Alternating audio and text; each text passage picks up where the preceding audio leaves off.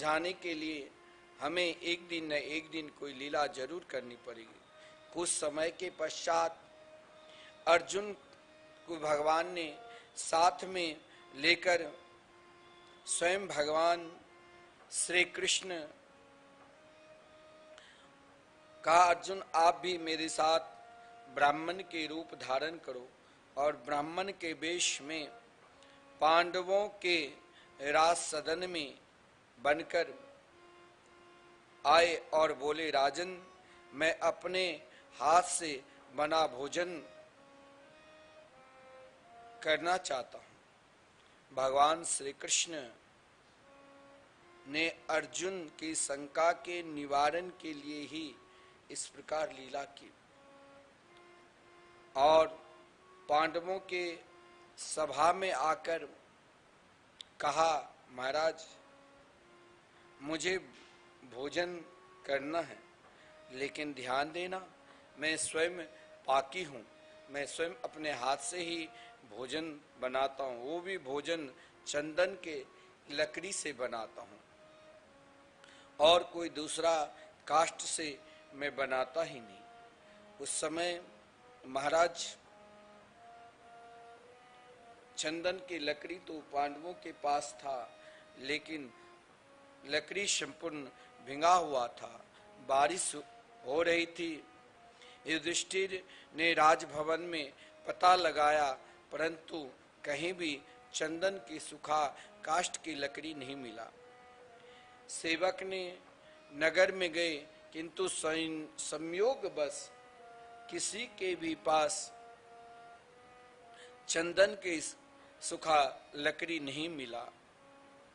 धर्मराज युधिष्ठिर को बहुत दुख हुआ, परंतु कोई उपाय ही नहीं था। उसी भेष में भगवान जो ब्राह्मण के रूप धारण कर पांडवों की सभा में आकर परीक्षा ली अर्जुन की शंका के निवारण के लिए, लेकिन यहाँ धर्मराज जी ने कहा, क्षमा करना ब्राह्मण देव, इस समय मेरे पास ये व्यवस्था नहीं है। भगवान सीधे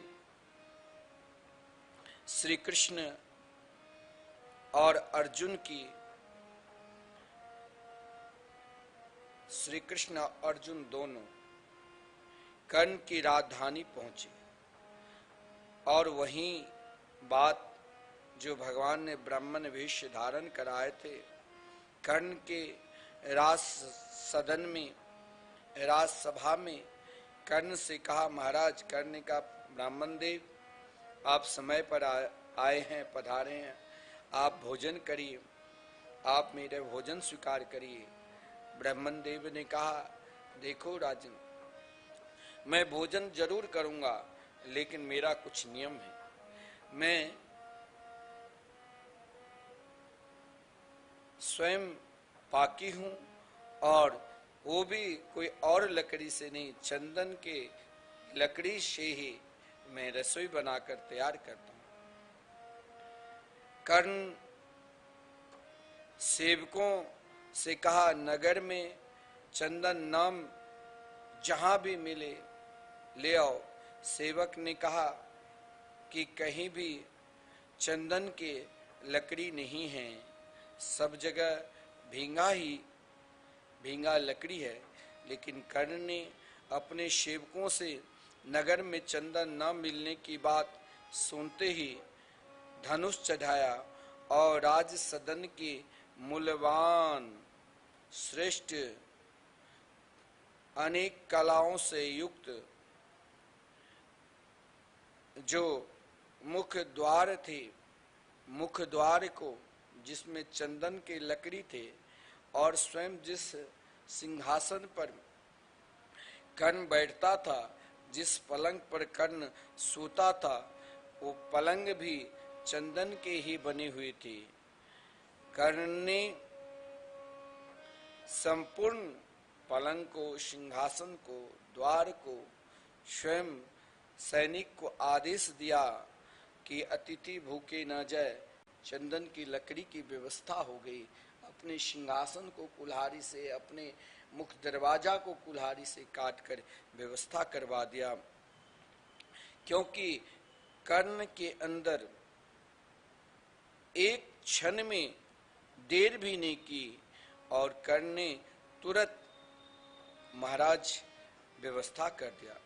क्योंकि आतिथ्य प्रेम के भूखे गोपाल कैसे अपने प्रभु को छोड़ देते।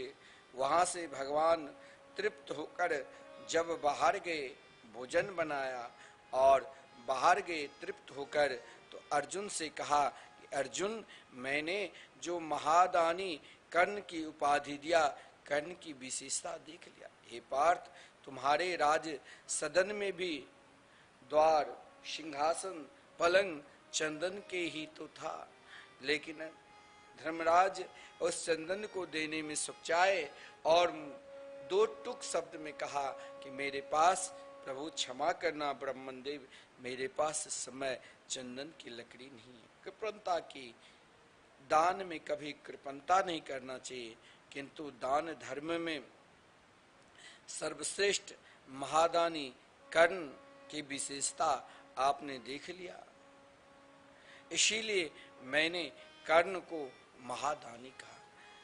जीवन में इस कार्तिक मास में और अपने संपूर्ण जीवन में एक महाराज संकल्प हम सबको रखना चाहिए कि अधिक से अधिक दान करना चाहिए। वैसे भी हमारे शास्त्र में कहा गया है दान की महिमा दशांश दान तो करना ही चाहिए।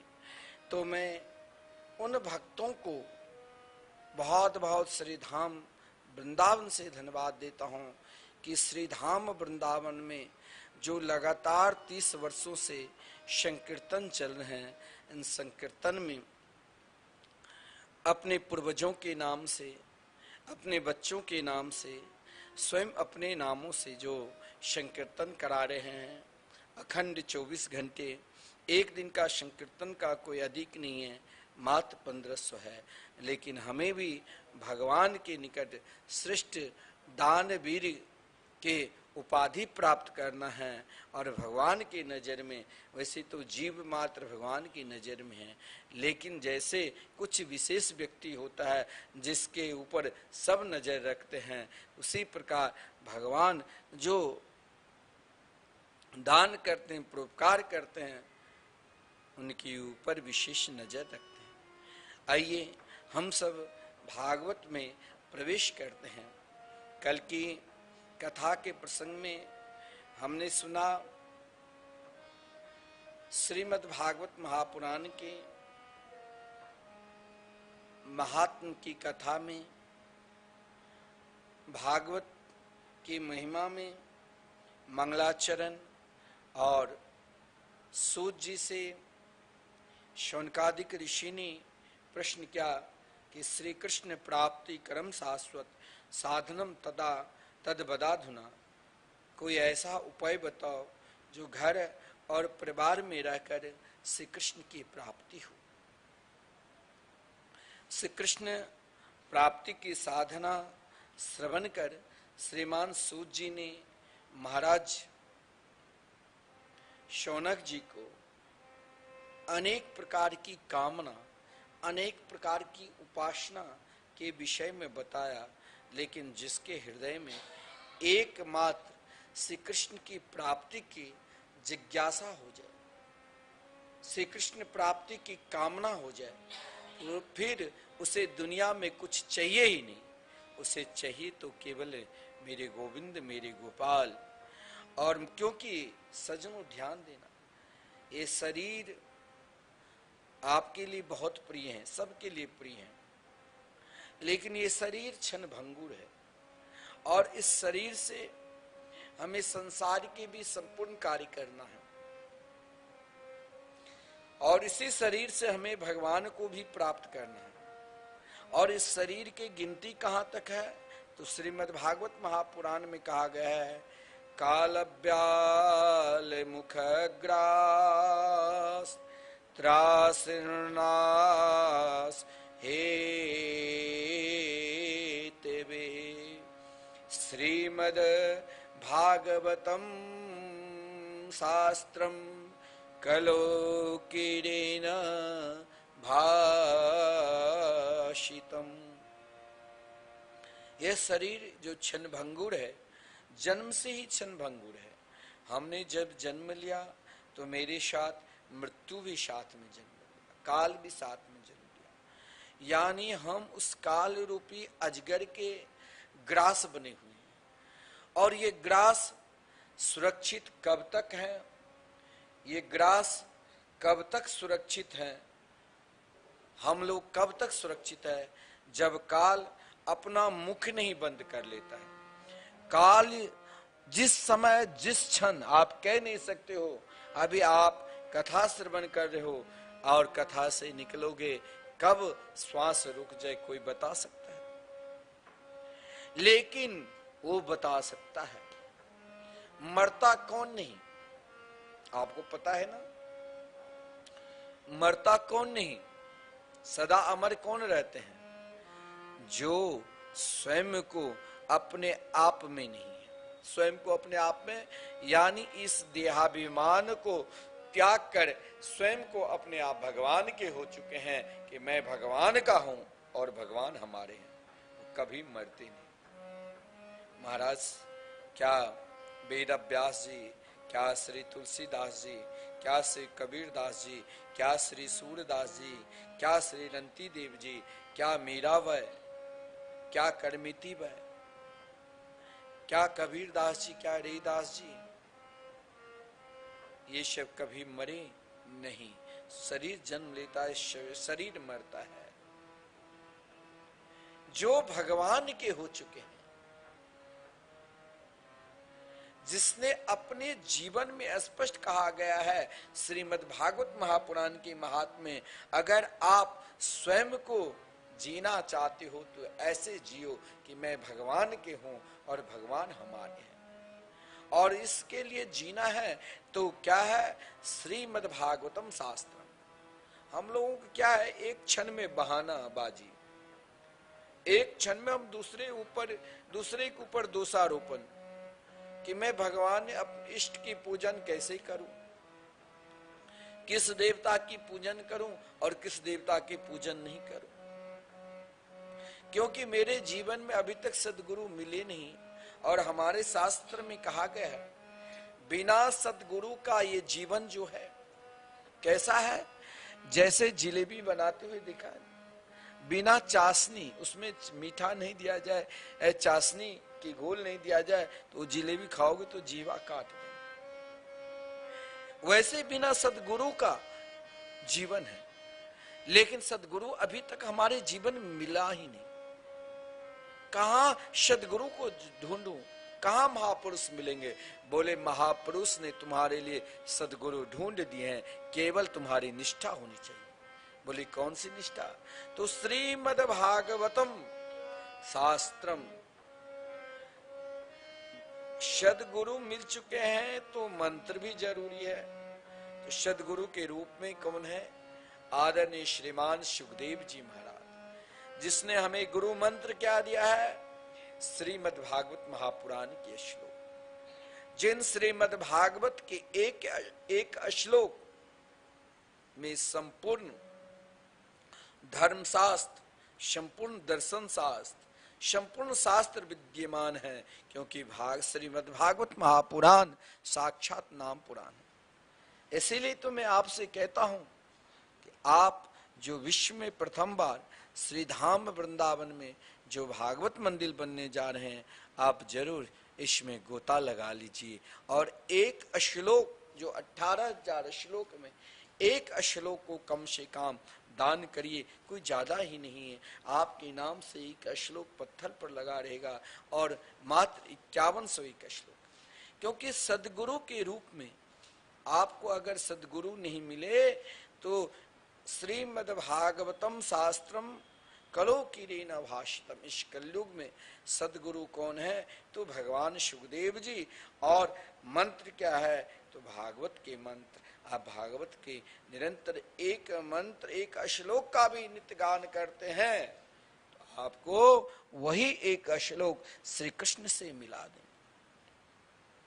और यह तभी प्राप्ति होगी। धर्म में विश्वास, सत्कर्म में विश्वास आप चाहोगे कि तुरंत हो जाएगा, ये नितांत असंभव है। मैं तो आपको प्राय रोज कहता हूं कि आप भी कार्तिक मास के पावन सब शुभ अवसर पर श्री धाम वृंदावन में संकीर्तन कराइए। तो क्या आपके अंदर विश्वास होता है? विश्वास कैसे होगा और परमात्मा के प्रति संबंध कैसे जुड़ेंगे? और परमात्मा में समर्पित कब होता है? जब कहा गया है श्रीमद् भागवत महापुराण में, जन्मांतरे भवेत पुण्यम तदा भागवतम लभेत। देखिए, जो कम पुण्य वाले होता है ना, उसके क्या पहचान है? उसका पहला पहचान है, जो भगवान के प्रसादी पर वो विश्वास करेगा ही नहीं। समझ लेना ये महापापी है। गौ माता पर विश्वास करेगा ही नहीं, भगवान नाम संकीर्तन पर विश्वास करेगा ही नहीं, संत महात्माओं पर विश्वास करेगा ही नहीं, गंगा पर विश्वास करेगा ही नहीं, भगवान नाम पर विश्वास करेगा ही नहीं, क्योंकि ये कम पुण्य वाले का पहचान है। और श्रेष्ठ पुण्य वाले कौन हैं? उनका एक जन्म का पुण्य का नहीं कहा गया है।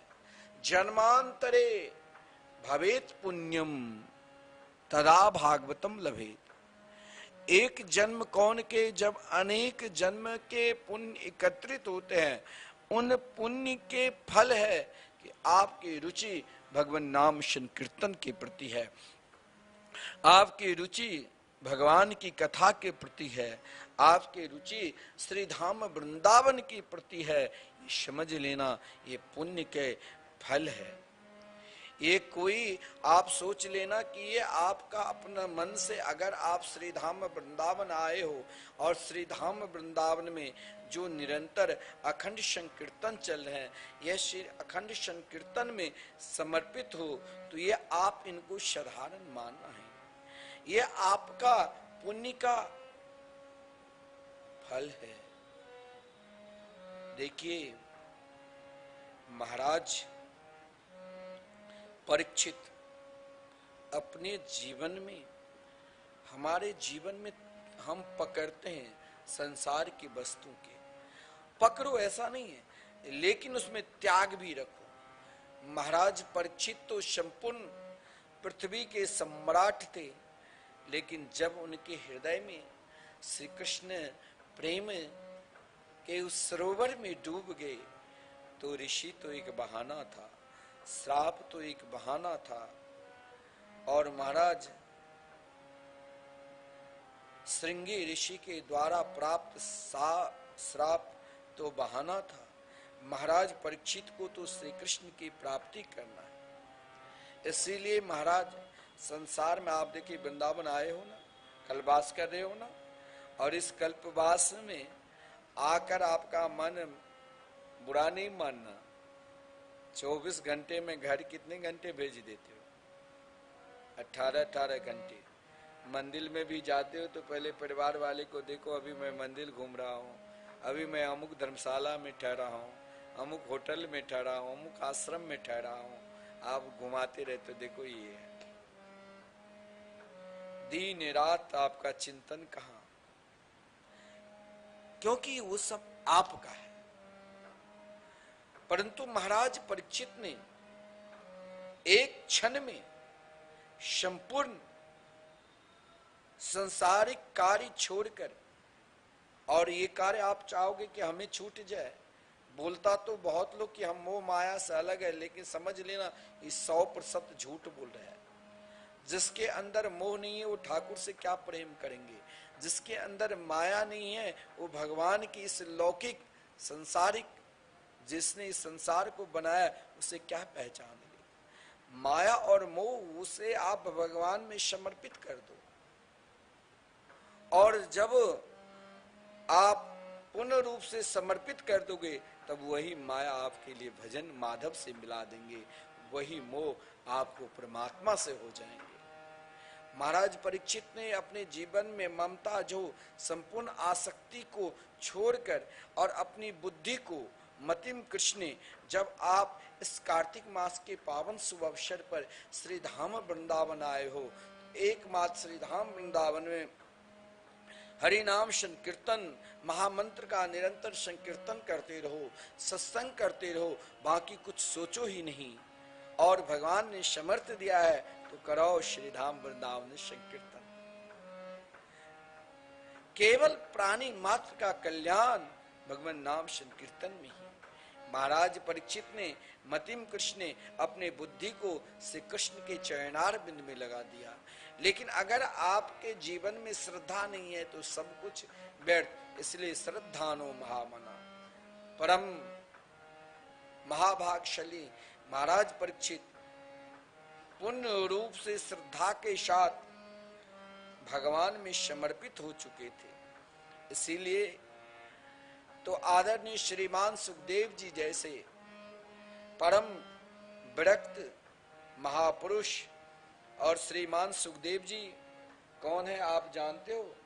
श्रीमान सुखदेव जी साक्षात नंद नंदन ही श्रीमान सुखदेव जी के रूप में महाराज परीक्षित के सदगुरु के रूप में आए। एक बात आप ध्यान देना, आप कहते हो कि सदगुरु कैसे मिले? अगर आपकी निष्ठा भगवान के चरणार बिंद के प्रति पूर्ण रूप में श्रद्धा के साथ समर्पित हो गए हैं, पूर्ण रूप से एकमात्र भगवान के नाम रूप लीला धाम के निरंतर भजन करते रहते हैं, तो सदगुरु के रूप में स्वयं परमात्मा ही आ जाएंगे। महाराज परीक्षित को जब श्राप लगा था ना, तो घबराए नहीं, एकमात्र श्री कृष्ण के मंगलमय नाम का स्मरण करने लगे। नाम के स्मरण के फलस्वरूप क्या हुआ? तो आदरणीय श्रीमान सुखदेव जी सदगुरु के रूप में आए। और यहाँ श्रीमान सुखदेव जी के 3 प्रकार के वर्णन हैं। श्रीमान सुखदेव जी कौन है? तो स्वयं नंद नंदन ही जब अश्वत्थामा के द्वारा उत्तरा के गर्भ को नष्ट करने की कोशिश की और उत्तरा ने प्रार्थना की, तो भगवान ने उत्तरा के गर्भ में प्रवेश किया, तो परीक्षित के छोटे भाई के रूप में परीक्षित में समा गए थे। भगवान सब में हैं और भगवान का एक नाम उत्तरायण पड़ा, तो सोचा मेरे परम प्रिय परीक्षित के ऊपर कष्ट आया, तो स्वयं नंद नंदन ही शुक भगवान शुक के रूप में श्री सुखदेव जी के रूप में, श्री श्रीमान सुखदेव जी के रूप में साक्षात राधा रानी के करार बिंद पर निवास करने वाले श्री लीला शुक भी श्रीमान सुखदेव जी के रूप में है। कहा गया है, लीला सुकोयम वृषभान जाया पवित्र चंचु प्रिय चुंबनेन एकांतिको नन्य रहस्य पाठी गोलोक प्रसादा सदा निवासी। और लीला शुक के रूप में स्वयं भुवन भास्कर भगवान शंकर ही है, क्योंकि वैष्णवानाम यथा शंभु, भगवान भोलेनाथ संपूर्ण जगत के वैष्णव के कल्याण के लिए भोलेनाथ सतत तैयार रहते हैं। और जब महाराज परीक्षित को श्राप लगा, तो महाराज परीक्षित सीधे अपने गुरुदेव के शरण में गए और आदरणीय श्रीमान सुखदेव जी ने महाराज परीक्षित को वो मंत्र प्रदान करने वाले थे। कौन? तो श्रीमद् भागवत महापुराण। जिस समय श्रीमद् भागवत महापुराण की कथा श्रवण करा रहे थे, उसी समय ठीक उसी घड़ी संपूर्ण देवता ने अपने अपने विमान पे आरूढ़ होकर बैठकर हाथ में अमृत के कलश लेकर उपस्थित हो गए। और उपस्थित होकर देख लीजिए कितना उत्साहित था। जो आदरणीय श्रीमान सुखदेव जी के चरणों में प्रणाम तक नहीं किया, सीधे सबके सब हाथ जोड़कर कहने लग गए कि महाराज, आप जो अमृत महाराज परीक्षित को प्रदान कर रहे हैं, वही अमृत आप हमें प्रदान कर दो। हम इस अमृत को लेकर स्वर्ग लोक जाऊंगा। आदरणीय श्रीमान सुखदेव जी ने कहा कि इस अमृत को लेकर तेरे पास तो पहले से ही अमृत है। ध्यान देना, अमृत तो तुम्हारे पास ही है, तो इस अमृत को तुम पान करके क्या कर लोगे? बोले प्रभु, मैं भी जानता हूं, मेरे पास जो अमृत है, यह अमृत भी मुझे बहुत परिश्रम से मिला। स्वर्ग का अमृत का भी महत्व है। स्वर्ग के अमृत प्राप्ति के लिए देवता और असुर में देवासुर संग्राम हुए। स्वयं वासुकीनाग और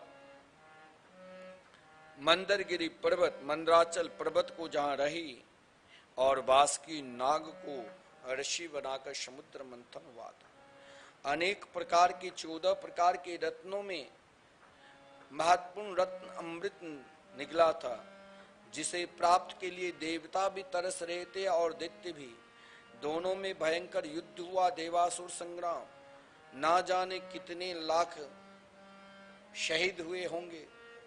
और उस अमृत की सुरक्षा, जब देवता को अमृत मिला तो उस अमृत को सुरक्षा स्वर्ग में आधी से ज्यादा देवगण केवल उन अमृत की सुरक्षा में लगा हुआ था। लेकिन अब आप कहते हो कि भागवत क्या है, भागवत का क्या महत्व है? ये भागवत के महात्म्य ही समझ लेना।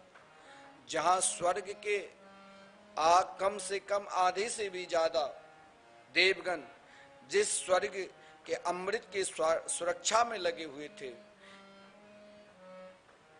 वही अमृत केवल महाराज परीक्षित अपने जीवन में 3 महत्वपूर्ण काम कर लिया। क्या?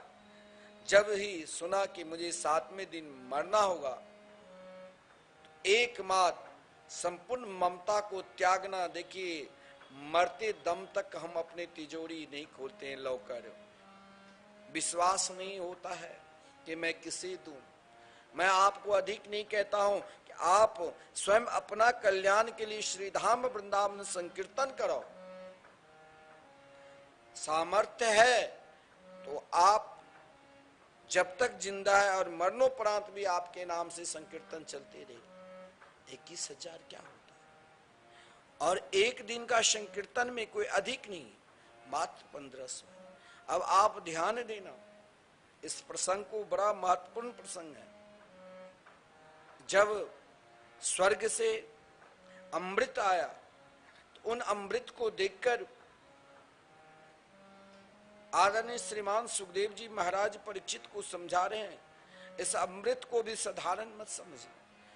कम से कम जितने भी देवता है उसमें से आधे देवतागण उस अमृत की सुरक्षा में लगे हुए थे। लेकिन आज वही अमृत महाराज परीक्षित केवल सदगुरु के शरण में आकर गुरु मंत्र प्रदान यानी श्रीमद् भागवत महापुराण सुनने ही वाले थे, लेकिन देवगण उन अमृत को लेकर उपस्थित हो गए। और इस अमृत को प्राप्त करने के लिए आपको भी 3 चीज का ध्यान रखना होगा। अगर परमात्मा को आप कहते हो भगवान हमें दर्शन क्यों नहीं देता है, हमें भगवान के भजन पूजन पूजा पाठ में मन नहीं लगता है, तो इसके लिए आपको 3 नियम का पालन करना पड़ेगा। पहले ममता जो महाराज परीक्षित ने अपनी संपूर्ण आसक्ति को त्याग कर एकमात्र उस ममता को श्री कृष्ण के चरणार बिंद में अपना संपूर्ण वागडोर छोड़ दिया था। दूसरा भाव है कि मतिम कृष्ण, हमारी जो बुद्धि है वो ना जाने दिन रात्रि क्या क्या हम यहां बैठे हैं और मन कहीं और जगह पहुंच जाता है। हम हैं वृंदावन में और हम पहुंच गए कहां? जहां के रहने वाले हैं दिल्ली, बिहार, मुंबई, जहां इच्छा हम वहां पहुंच जाते। लेकिन अपनी मतिम को, अपनी बुद्धि को भगवान श्री कृष्ण के चरणार बिंद में पूर्ण रूप से समर्पित करो, और ये तब ही होगा। तीसरा भाव यही है। आप कहते हो भगवान के भजन में मन नहीं लगता है, मैं कहता हूं आप ये 3 काम करो। क्या? ममताम जहो, अपनी आसक्ति ममता को दूसरी जगह उतनी मत बांटो, केवल श्री कृष्ण के चरणारविंद में समर्पित कर दो। दूसरा, मतिम कृष्ण, बुद्धि को एकमात्र भगवान के चरणारविंद में समर्पित कर दो। और ये श्रद्धानो महामना, श्रद्धा पूर्ण रूप से रखो कि हमें भगवान मिलेंगे, चाहे आज मिले, चाहे 10 वर्ष के बाद मिले, चाहे 10 जन्म के बाद मिले, जब हम उनके मंगलमय संकीर्तन करा रहे हैं। बस ये 3 चीज आपको ध्यान रखना पड़ेगा। यही तीनों चीज आपने ध्यान रख लिया तो जरूर आपको एक दिन श्री कृष्ण के चरणारविंद का दर्शन प्राप्त होगा। तो देवता लोग ने उस अमृत को दिया, लेकिन महाराज परीक्षित ने पूछा, गुरुदेव आपने कहा आपके पास 2 अमृत हैं, इन दोनों अमृत के पान करने से क्या होता? बोले स्वर्ग के अमृत पान करने से स्वर्ग में आप तब तक निवास करोगे जब तक आपके अंदर पुण्य है। स्वर्ग में आप तब तक ही निवास कर सकते हो जब तक आपके अंदर पुण्य है। पुण्य नष्ट हुआ, स्वर्ग से लौटना पड़ता है, स्वर्ग से आना पड़ता है, वहां आप स्थिर रहकर रह ही नहीं सकते हो। क्योंकि कहा गया है, छीने पुण्य मृत्यु लोकम विनश्यति। स्वर्ग के अमृत पान करने से धीरे धीरे स्नेह स्नेह आपके जो पुण्य है, आप स्वर्ग में तब तक रहोगे जब तक पुण्य है, चाहे आप कितने बड़े पुण्यात्मा क्यों नहीं, लौटना पड़ेगा ही। आपने चाहे नाना प्रकार के पुण्य सत्कर्म किए, अनेक प्रकार के दान दिए, इसीलिए मैं कहता हूं कि आप एक दान जरूर करो। वो कौन सा दान है इस कार्तिक मास में? तो हरि नाम संकीर्तन, निरंतर संकीर्तन जो श्रीधाम वृंदावन में चल रहे हैं, श्री राधा मोहन मंदिर मिथिला कुंज में, आप जरूर अपने पितरों के नाम से, अपने पूर्वजों के नाम से, अगर आपके घर में पितर दोष है तो उसके मुक्ति प्राप्त करने के लिए, यदि आपके घर यहाँ काल सर्प दोष है आपके कुंडली में, उससे मुक्ति प्राप्ति करने के लिए, आपके बच्चे को महाराज स्मरण शक्ति कम है, पढ़ाई में कार्य में सफलता नहीं मिलती है, बेटा बेटी की शादी नहीं हो रही है, आप स्वयं अपना कल्याण के लिए जरूर संकीर्तन कराओ। क्योंकि स्वर्ग के अमृत पान करने से लौट कर आना पड़ेगा। और भगवान नाम संकीर्तन आपने पान किया, श्रीमद् भागवत महापुराण की रसास्वादन क्या, संकीर्तन क्या, तो लौट कर नहीं आना पड़ेगा। यत् गत्वा न निवर्तन्ते तर धाम परमम मम। क्योंकि हरि कथा की विशेषता है कि हरि कथा जिसने पान किया वो विश्वास के साथ, केवल श्रद्धा के साथ पान करते रहो, एक दिन कन्हैया के दर्शन जरूर मिलेंगे। क्योंकि ब्रजांगनाएं की ये पुकार है, गोपी गीत में वर्णन है, तब कथामृतम तप्त जीवनम कवि भेदितम कल्मषापहम श्रवण मंगलम श्रीमदाततम भुवि गृह्णन्ति ते भूरिदा जना। जीवन में किसी पर आप विश्वास नहीं करते हो चलेगा, लेकिन अगर आपने 3 पर विश्वास नहीं किया तो नहीं चलेगा। पहला, भगवान की कथा में यदि आपका विश्वास नहीं है तो मान लेना कि इस संसार में मुझसे अधिक अधर्मी पापी कोई नहीं होगा। दूसरा, हरि नाम संकीर्तन में, भगवान नाम संकीर्तन में आपका विश्वास नहीं है तो समझ लेना मेरे उद्धार के लिए कोई मार्ग भी नहीं है। और भगवान के स्मरण में आपका विश्वास नहीं है तो मान लेना कि मैं गया। और इन तीनों में हरि कथा मृत से क्या होता है? पापों का नष्ट करने वाला एकमात्र भगवान की कथा है। स्वर्ग के सुधामृत से पुण्य की प्राप्ति होगी, लेकिन स्वर्ग में आप तब तक ही निवास करोगे जब तक आपके अंदर पुण्य है। इसीलिए निरंतर भगवान की मंगलमयी मधुरमयी कथामृत का रसा स्वादन करते रहो। उन देवताओं को देखकर, क्योंकि उनकी निष्ठा भागवत की कथा के प्रति नहीं था, इसीलिए आदरणीय श्रीमान सुखदेव जी को कहना पड़ा, क्व सुधा क्व कथा लोके क्व काच क्व मणिर्महा। इस पर भी आप ध्यान देना। क्व सुधा क्व कथा लोके क्व काचा क्व मणिर्महा। कहाँ एक छोटा सा कांच की टुकड़ा रख लो और कहाँ एक बेस कीमती मणि, क्या दोनों का एक ही भाव होगा? कदापि नहीं। आप संसारिक कार्य बहुत करते हो, मैं मानता हूं, परंतु संसारिक कार्य से ही आप सोचोगे कि हम भगवत प्राप्ति कर ले, नितांत संभव है।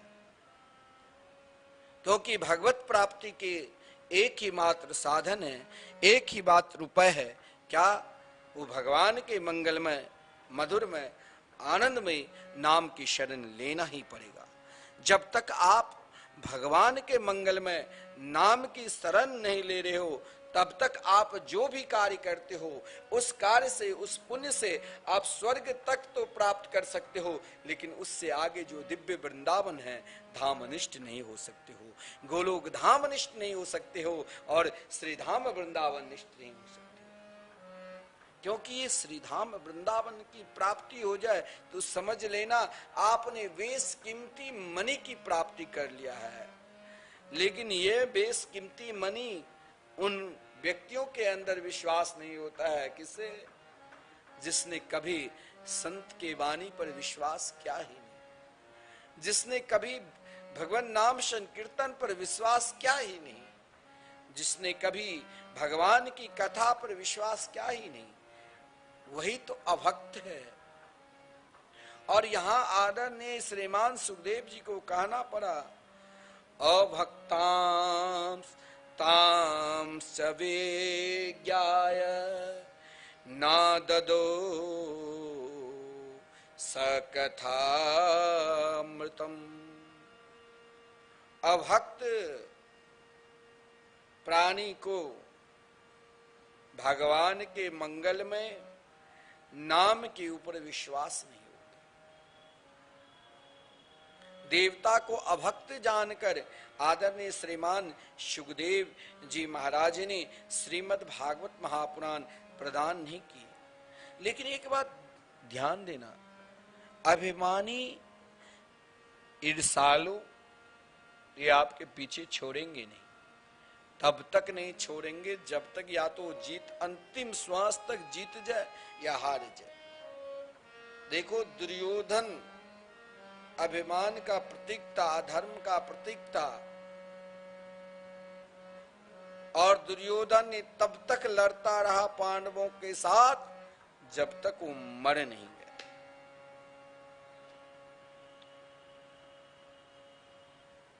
देवता लोग ने सोचा कि ऐसा क्या विशेषता है जिस अमृत के लिए मैंने देवासुर संग्राम तक किया। उन अमृत को आदरणीय श्रीमान सुखदेव जी ने ठुकरा दिए।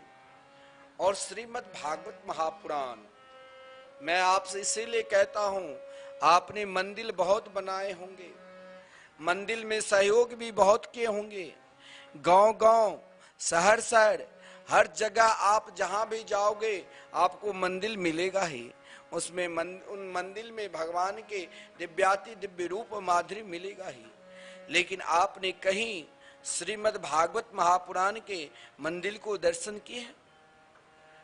जिस भागवत महापुराण मंदिर में 18,000 श्लोक आप एक साथ शिलालेख पे एक साथ दर्शन करेंगे।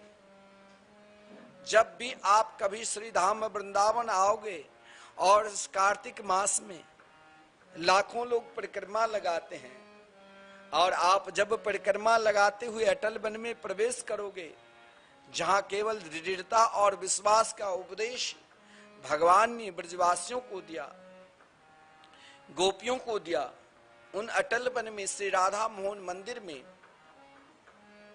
जहां लगातार 30 वर्षों से संकीर्तन चल रहे हैं, और संकीर्तन मंदिर के निकट ही श्रीमद् भागवत महापुराण के मंदिर, जिन मंदिर में आप एक साथ 18,000 श्लोकों का दर्शन करेंगे, तो आप जरूर इन दिव्याति दिव्य मंदिर में एक श्लोक का दान जरूर करो, क्योंकि श्रीमद् भागवत महापुराण क्या है ये आप यहां से पहचान सकते हो।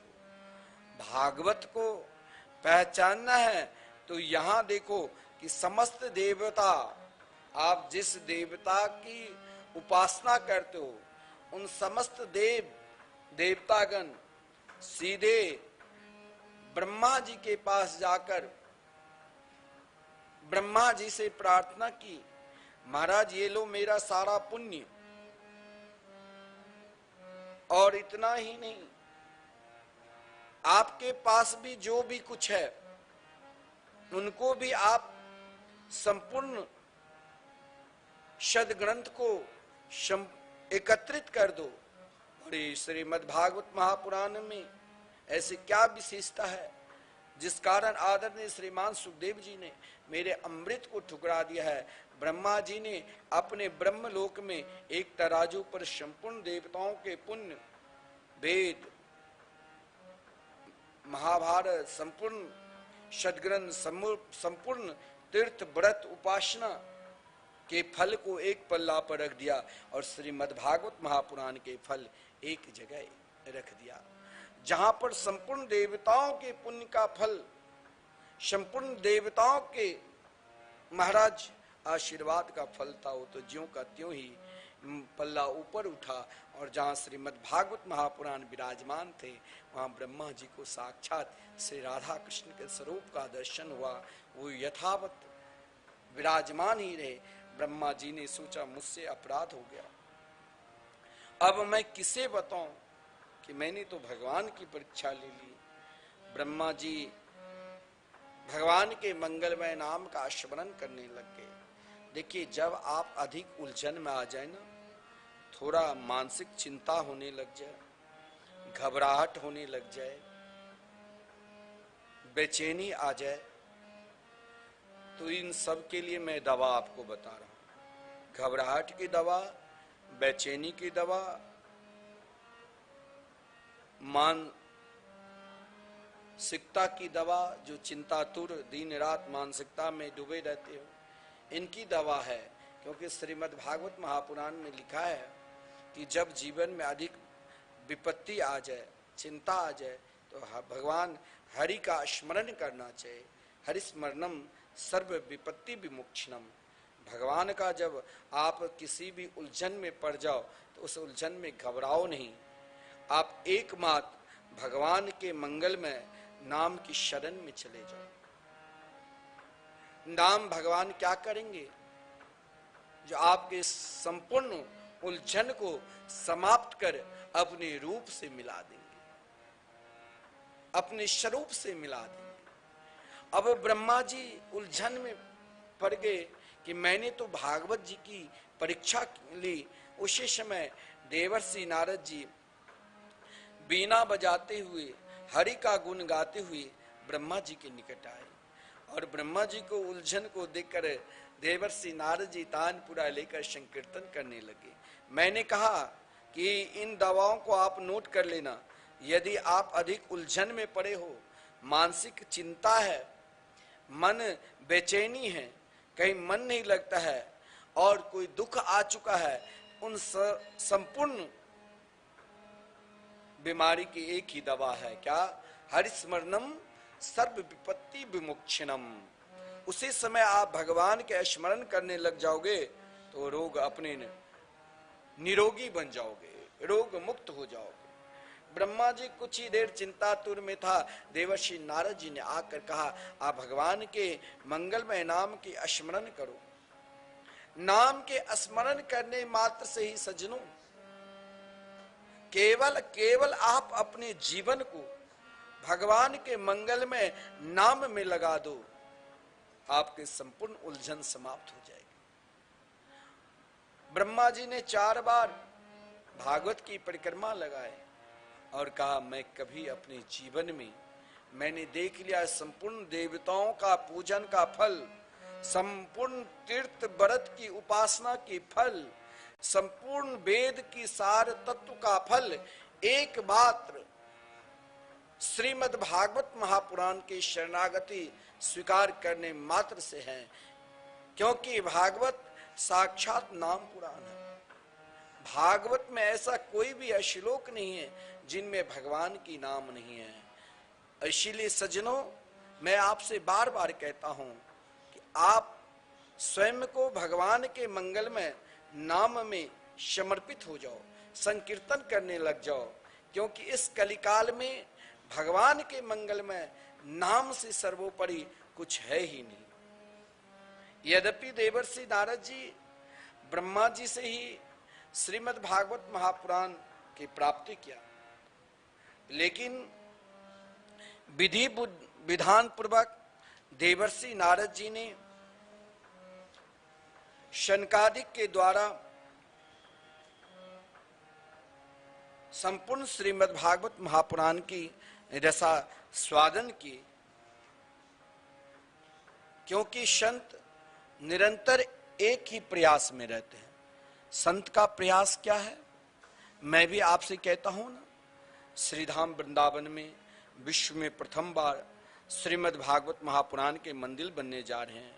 आप यदि अपने घर पर भागवत कथा नहीं करा पाते हैं, भागवत के मूल पाठ नहीं करा पाते हैं, तो आप कम से कम श्रीधाम वृंदावन में जरूर एक श्लोक, जो विशाल 18,000 श्लोकात्मक श्रीमद् भागवत महापुराण के मंदिर बनने जा रहे हैं, एक श्लोक का जरूर आप दान करिए।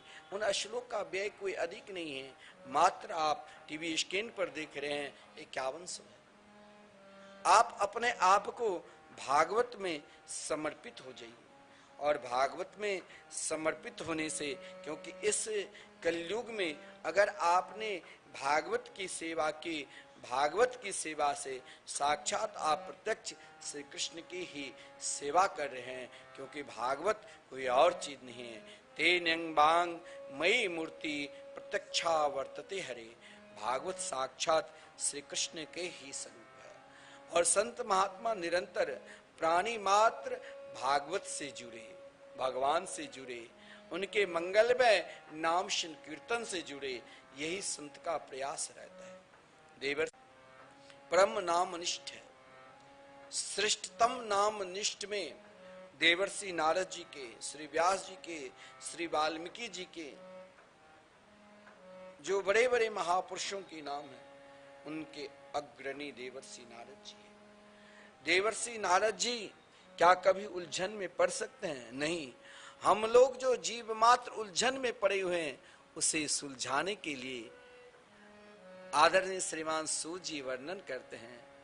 2 बार हम सब भगवान के मंगलमय नाम का उच्चारण करें, और फिर नाम, क्योंकि बार बार हमें नाम की शरण में लेना पड़ेगा। बोले वृंदावन बिहारी लाल की जय। हमारो धन राधा श्री राधा, श्री राधा हमारो धन राधा, श्री राधा, श्री राधा परम धन राधा, राधा राधा, राधा राधा परम धन राधा, राधा राधा, राधा राधा हमारो धन राधा, श्री राधा, श्री राधा। श्री वृंदावन बिहारी लाल की जय। देखिए, ध्यान देना, संत के कार्य क्या होता है। संत कौन है, संत का पहचान क्या है, संत कैसे समाज को भगवान से जुड़वाते हैं, किस प्रक्रिया के द्वारा, किस उद्देश्य के द्वारा समाज भगवान से जुड़े, किस अध्यात्म के द्वारा समाज भगवान से जुड़े, ये देखना है तो श्रीमद् भागवत महापुराण देखो। और श्रीमद् भागवत महापुराण के रसास्वादन करो, तब आपको पता चलेगा कि देवर्षि नारद जी जैसे भजनानंदी महापुरुष जो एक क्षण के लिए, एक पल के लिए अपना व्यर्थ समय नहीं कमाते थे, जो व्यर्थ समय केवल गप में ही, हंसी मजाक में ही निकाल दिया, वो तो गमा रहे हैं, समय निकलते जा रहा है। देवर्षि नारद जी तो 2 घड़ी से अधिक कहीं ठहरते भी नहीं थे, किसी भी स्थान पर देवर्षि नारद जी 2 घड़ी से अधिक ठहरते ही नहीं थे। लेकिन संत का ठहराव कहाँ होता है? भगवान की कथा में। संत बोलते क्या है? भगवान के मंगलमय नाम संकीर्तन। संत चलते कहाँ हैं? भगवान के निज धाम, भगवान के परम पवित्र क्षेत्र में। और ये तीनों देखना है तो देवर्षि नारद जी की चरित्र को आपको रसास्वादन करना पड़ेगा। श्रीमद् भागवत महापुराण की महात्म में, यानी भागवत की महिमा में देवर्षि नारद जी की बहुत बड़ी भूमिका है। आप लोग कहते हैं नारद जी, नारद अरे तुम अज्ञानी सही में हो। नारद जी तो आपको ज्ञान प्रदान कर देंगे, जो आपके अंदर नाना प्रकार का अज्ञान है, उस अज्ञान को दूर कर एकमात्र श्री कृष्ण के मंगलमय नाम रूप लीला धाम आपको स्थापित कर देंगे। ऐसे महापुरुष देवर्षि नारद जी निकल पड़े कहां? वो भी संत कभी कभी व्याकुल भी हो जाते हैं। संत क्यों व्याकुल होते हैं? कि समाज में इतने बड़े सुलभ भगवान के मंगलमय नाम है और भगवान ने कृपा करके जीवा दिया है नाम लेने की, फिर भी वो हरि नाम संकीर्तन, महामंत्र संकीर्तन नहीं करते हुए दुनिया की बात और दुनिया की निंदा स्तुति में लगे हैं, तो संत वहां दुखी होते हैं। यहाँ देवर्षि नारद जी इतने दुखी थे, इतने दुखी थे, जो महाराज मार्ग में शनकादिक मिला तो शनकादिक को पूछना पड़ा कि आज मैंने अपने जीव, दोनों महात्मा शनकादिक भी एक क्षण के लिए, एक पल के लिए भगवान के मंगलमय नाम से अलग नहीं होते। मात्र शनकादिक 5 वर्ष की छोटी अवस्था लेकर ब्रह्मा जी जब सृष्टि की, उन सृष्टि के विस्तार में शनकादिक आए, लेकिन शनकादिक नहीं, मात्र 5 वर्ष की छोटी अवस्था लेकर निरंतर श्री राधा कृष्ण के मंगलमय नाम का जाप करते रहते हैं। ऐसे नाम जापक ही नाम जापक को पहचान सकते हैं। आज जब शनकादिक ने देवर्षि नारद जी को देखा तो देवर्षि नारद जी को देखकर पूछा,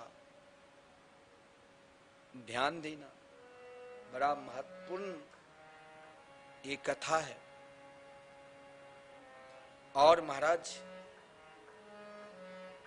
स्वयं को इस कार्तिक मास में हमें क्या करना चाहिए और भगवान में कैसे समर्पित होना चाहिए और भगवान में समर्पित होने से क्या फल मिलता है, ये यहां ध्यान देना। शनकादिक जैसे भजनानंदी देवर्षि नारद जी से पूछा, कथम ब्रह्मण दीन मुख कुत चिंता तुरो भवान त्वरितम गम्यते पुत्र कुत चागमनम तब।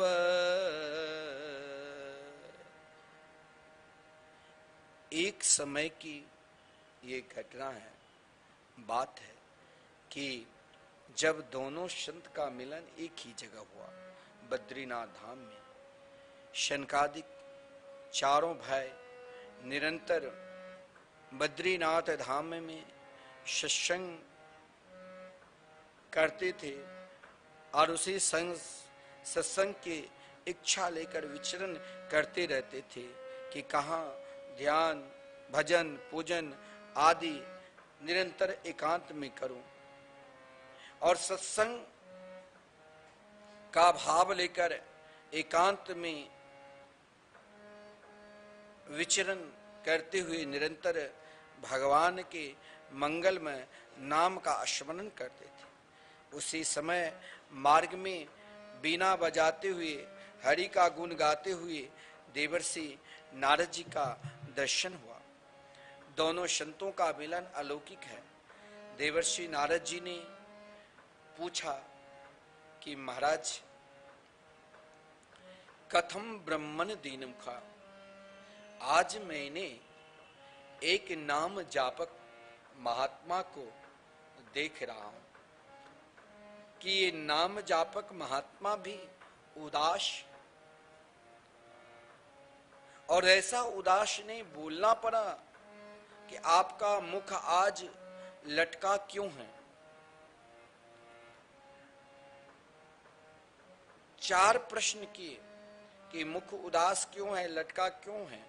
दूसरा कहा कुतश्चिंता तुरो भवन, आज आप केवल मुख उदास करके ही नहीं बैठे है महाराज, आज आप तो लगता है बहुत चिंतातुर हैं। त्वरितम गम्यते कुत्र, भागे भागे आप कहां से आ रहे हैं और कहां जाना चाहते हैं, क्योंकि आपका मुख कमल तो ऐसे लग रहा है जैसे कोई महाकृपण व्यक्ति को एकाएक धन नष्ट हो जाए, धन चला गया हो, वैसे ही आज आपका रूप देख रहा हूं। गत वित्तो यथा जन, शनकादिक ने पूछा तुम्हारा क्या कोई धन चला गया है, क्योंकि जो जिस प्राणी के धन छीन लिया जाए, धन नष्ट हो जाए, उनका ही ये रूप रहता है।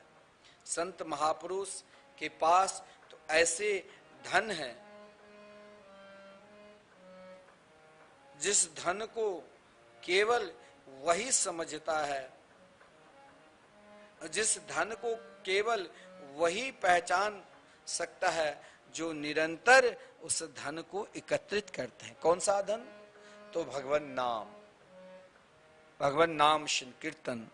संत के पास और क्या धन है? आपने आश्रम में, यहाँ तो आश्रम सब में भक्त लोग अपना कमरा बनाते हैं, वो आते हैं ठहरते हैं, जब चले जाते हैं और भी कोई भक्त आते हैं। संत के लिए और क्या है? कोई भक्त एक छोटी सी कुटिया बना दिया है, कमरा बना दिया है, उसमें भजन करते रहते हैं। और तो सर जो भी बनाए भक्त लोग बनाए। लेकिन महाराज संत के पास एक जो धन है, वो धन हर हमेशा बांटते रहते हैं। जैसे आपको मैं कहता हूं कि श्री धाम वृंदावन में इस कार्तिक मास के पावन शुभ अवसर पर जो ये धन इतना बांट चुका हूं, जो आपको मैं क्या बताऊं। और नित्य ये धन लोग ले रहे हैं, और धन ले रहे हैं कौन सा धन? जो निरंतर लगातार 30 वर्षों से 24 घंटे अहरनिशम संकीर्तन चल रहे हैं। राधे कृष्ण कृष्ण कृष्ण राधे राधे, राधे श्याम श्याम श्याम राधे राधे। इन संकीर्तन को वही इस धन को ले रहा है जो वाकई में चाहते हैं कि मेरे पास कभी धन नष्ट ही ना हो। नहीं, अभी आप भजन सुने, हमारो धन राधा से राधा से राधा, परम धन राधा से राधा से राधा। ये आपका परम धन है। क्या? तो लगातार 30 वर्षों से संकीर्तन चल रहे हैं, और इन संकीर्तन में आप अपने पूर्वजों के निमित्त, पितरों के निमित्त संकीर्तन करा रहे हैं। और इस कार्तिक मास में, जिस कार्तिक मास में संपूर्ण देवता पृथ्वी लोक में तीर्थ स्थान में आकर आशीर्वाद देते हैं जीव मात्र। और इस कार्तिक मास में आप श्री धाम वृंदावन में 24 घंटे संकीर्तन करा रहे हैं। जिन संकीर्तन कराने का कोई अधिक शुल्क नहीं है, केवल मात्र 1500, जिनमें माइक की व्यवस्था है, संकीर्तन कर रहे हैं संत महात्मा। और इन धन को लोग लूट रहा है, 30 वर्षों से लूट रहे हैं। आज आपका दूसरे दिन दूसरे का संकीर्तन चल रहे हैं। और ऐसे भक्त है जिसने अपने नाम से 21,000 समर्पित कर दिया, वो जब तक जिंदा है इस धन को लूट लेता रहेगा। उनके नाम से साल के 12 दिन संकीर्तन और 12 संतों की भोजन, गौ माता की सेवा निरंतर चलता रहेगा। और मरणोपरांत भी उनके नाम से संकीर्तन चलते रहेंगे। इतना ही नहीं, मैं कहता हूं आपको राहु केतु शनि काल सर्वदोष पितर दोष इन सब की मुक्ति पाना चाहते हो तो श्री धाम वृंदावन में कराओ संकीर्तन और 24 घंटे भगवान नाम संकीर्तन में डूबे रहो। क्योंकि स्वयं शनकादिक ने कहा देवर्षि नारद जी को, आप जैसे महात्मा इस प्रकार उदास रहे, खिन्न रहे, ये तो ठीक नहीं। क्योंकि आप जैसे महात्मा जो निरंतर हर पल हर क्षण एकमात्र भगवान के मंगल में मधुर में आनंद में नाम में ही डूबे रहते हैं, फिर आप चिंतातुर उदास कारण तो बताओ। क्योंकि आप तो निरंतर उस धन में मस्त रहते हैं जो भगवान के मंगल में हरि नाम संकीर्तन रूपी जो परम धन है, जिसे संसार में कोई चुराने वाले नहीं है। हमारे गुरुदेव प्राय अपने बहुत सारे शिष्यों को तभी दीक्षा देते हैं जब वो 16 माला जाप करते हैं। और अभी 3 साल पहले एक विशाल यज्ञ हुआ था प्रतीक वृंदावन में, जिस प्रतीक वृंदावन में अभी कार्तिक मास में लगातार 24 घंटे संकीर्तन और अन्नदान भंडारा चलते रहे। आज आपका कोई दिन दूसरे का लगातार दोनों टाइम कोई भी जाए भोजन उनके लिए फ्री। 500-500 1000 लोग आते हैं, भोजन करते हैं। और वहाँ साक्षात गंगा जी के प्रति कमला जी है, उसके दिव्य दर्शन, उनकी आरती की दर्शन करते हैं। संत के पास और क्या है? संत के पास भगवान नाम रूपी श्रेष्ठ धन है, जिस धन को कोई चुरा नहीं सकता है। देखिए नाम धन है, इसलिए अपने लिए इस संसार से उस पार जाना है, परमात्मा को प्राप्त करना है तो नाम धन को बढ़ाओ, नाम धन को रूपी नौका तैयार करो। इस कार्तिक मास में नाम नौका का संकल्प ले लो कि 9,09,09,999 नाम भगवान के जाप करने से एक नाम नौका तैयार होता है। और जो प्राणी नाम नौका तैयार कर लेते हैं वो सीधे उस नौका पर बैठकर सीधे दिव्य वृंदावन दिव्य गोलोक धाम परम धाम को प्राप्त करते हैं। क्योंकि इस नाम रूपी नौका को ना कोई तोड़ सकता है, क्योंकि नाम धन जो है इसे ना कोई चोर चुरा सकता है और ना किसी का डर है ना भय है। क्योंकि ये नाम धन ही ऐसा है कि संसार में कोई चुराने वाले नहीं है, जिसकी कोई किसी भी प्रकार की आपको चिंता की आवश्यकता ही नहीं है। फिर भी शनकादिक ने देवर्षि नारद जी को देखकर कहा, हे देवर्षि नारद जी, तुम तो ऐसे वीतराग और मुक्त संग हो कि दुनिया में अपने लिए, संसार में देवर्षि नारद जी अपने लिए कहीं कोई आश्रम नहीं बनाया।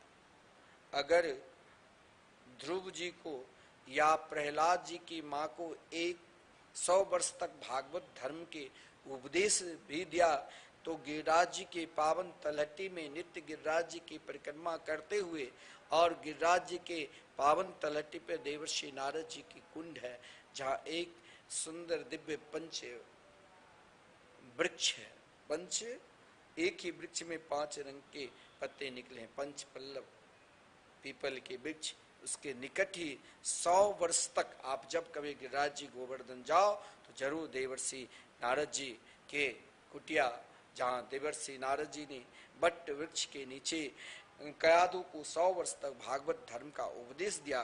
क्योंकि संसार में स्वयं शनकादिक ने कहा आपके पास तो महाराज कहीं आप छोटी सी कोई झोपड़ी भी नहीं बनाए, क्योंकि 2 घड़ी से अधिक आप तो कहीं ठहरते ही नहीं, आप तो रमते राम महात्मा हैं, रमते राम होकर हर हमेशा भगवान के मंगल में नाम रूप लीला धाम की चिंतन करते रहते हैं। फिर भी आप जैसे महात्मा इस प्रकार उदास हो, चिंतातुर हो तो नो चितम बद कारणम, आप अपना कारण तो बताओ, कारण क्या है। देखिए तीर्थों की महिमा कहाँ पर है। आप तीर्थ जाते हैं, कई तीर्थ गए होंगे, प्रयागराज, काशी, देवर्षि नारद जी ने स्वयं कहा पुष्करम च प्रयागम च काशीम गोदावरीम तथा हरिक्षेत्रे कुरुक्षेत्रम श्रीरंगम सेतुवंदनम। आप तीर्थ स्थान में जाते हो, लेकिन तीर्थ में जाकर अगर आपका चित्त भगवान के मंगल में नाम में समर्पित नहीं है तो सब व्यर्थ है। तीर्थ में जाकर चाहे आप प्रयाग चले जाओ, चाहे आप काशी चले जाओ, चाहे आप गोदावरी चले जाओ, चाहे हरि क्षेत्र कुरुक्षेत्र कहीं भी जाओ, किसी भी तीर्थ में जाओ, लेकिन आप अगर वृंदावन भी आओ तो जब तक आप वृंदावन में श्री राधे राधे नाम नहीं लोगे तब तक तो आप वृंदावन का क्या रस है वो प्राप्त ही नहीं होगा। तीर्थ में जाकर अगर तीर्थ का रस को प्राप्त करना चाहते हो तो उन रसों वैसा की शरण में लेना पड़ेगा, जहाँ रस ही रस है, जहाँ एकमात्र रस ही रस है। और इस रस को प्राप्त करना है एकमात्र भगवान के मंगल में मधुर में आनंदमय नाम के शरण में चले जाओ। आप यदि नाम लेते हो ना तो आपके घर भी तीर्थ है। अगर आप संकीर्तन कराते हो ना तो आपके घर परम तीर्थ है। आप गौ माता की सेवा करते हो ना तो आप संपूर्ण देवता की सेवा कर रहे हो। आप गौ माता की गोग्रास दान करते हो ना तो आपने संपूर्ण देवताओं की ग्रास भोग लगा दी। गोग्रास दान करने से संपूर्ण देवताओं को भोग लगाने का फल होता है। देवर्षि नारद जी से सनकादिक ने पूछा तो देवर्षि नारद जी ने यहाँ तीर्थ के विषय में, तीर्थों की महिमा में कहा कि तीर्थ में शांति, बहुत लोग तीर्थ में आते हैं बोलते हैं यहाँ तो शांति है ही नहीं, इससे बढ़िया घर। क्यों? क्योंकि आपने जो चिंतन घर में किया वही चिंतन तो तीर्थ में भी कर रहे हैं ना। तीर्थ में आकर कहा गया तीर्थ में रहो तो कम से कम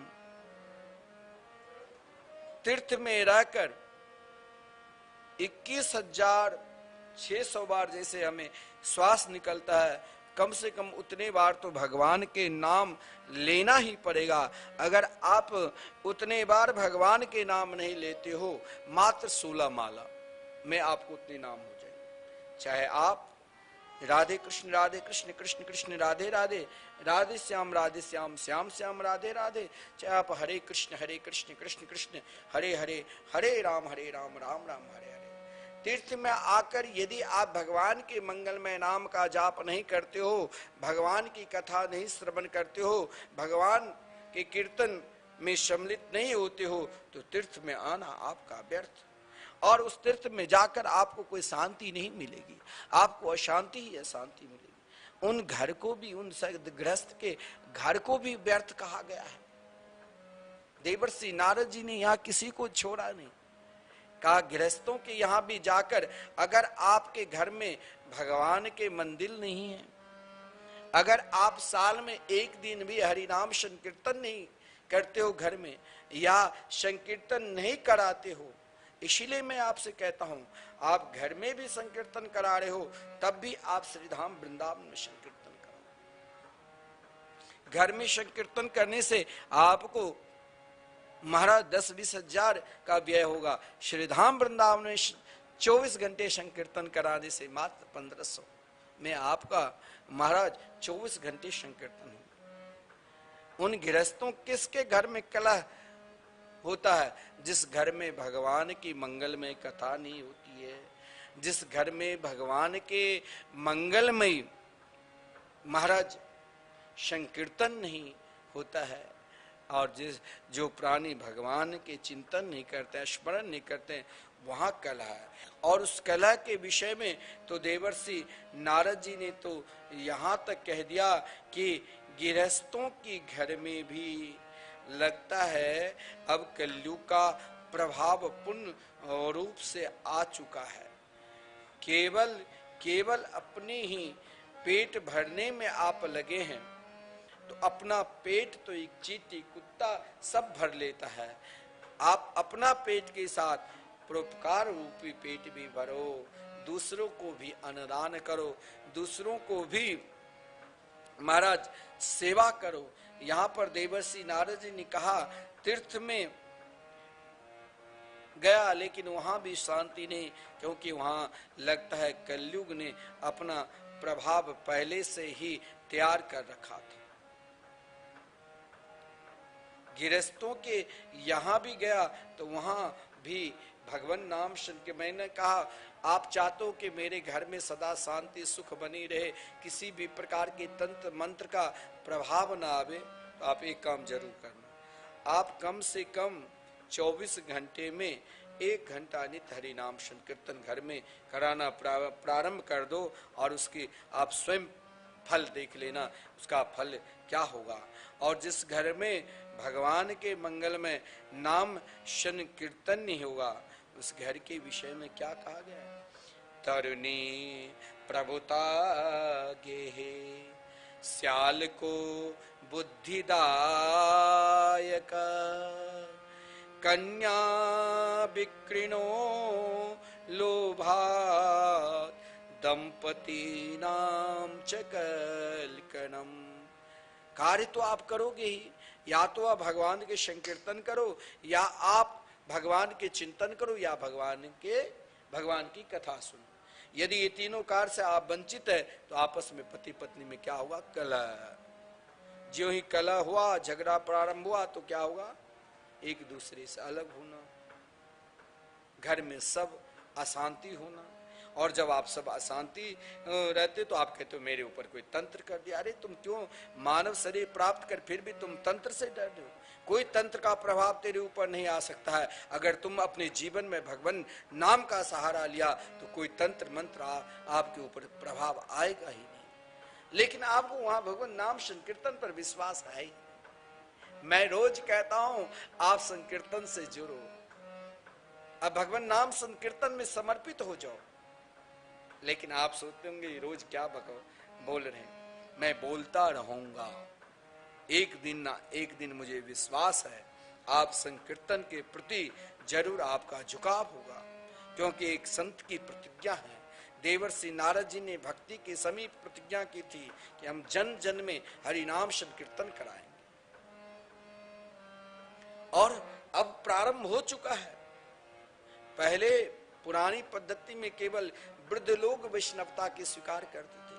आज की पद्धति में चाहे वो बालक हो, चाहे वो युवा हो, युवती हो, वृद्ध हो, वृद्धा हो, सब अब भगवान की ओर आगे बढ़ रहे हैं।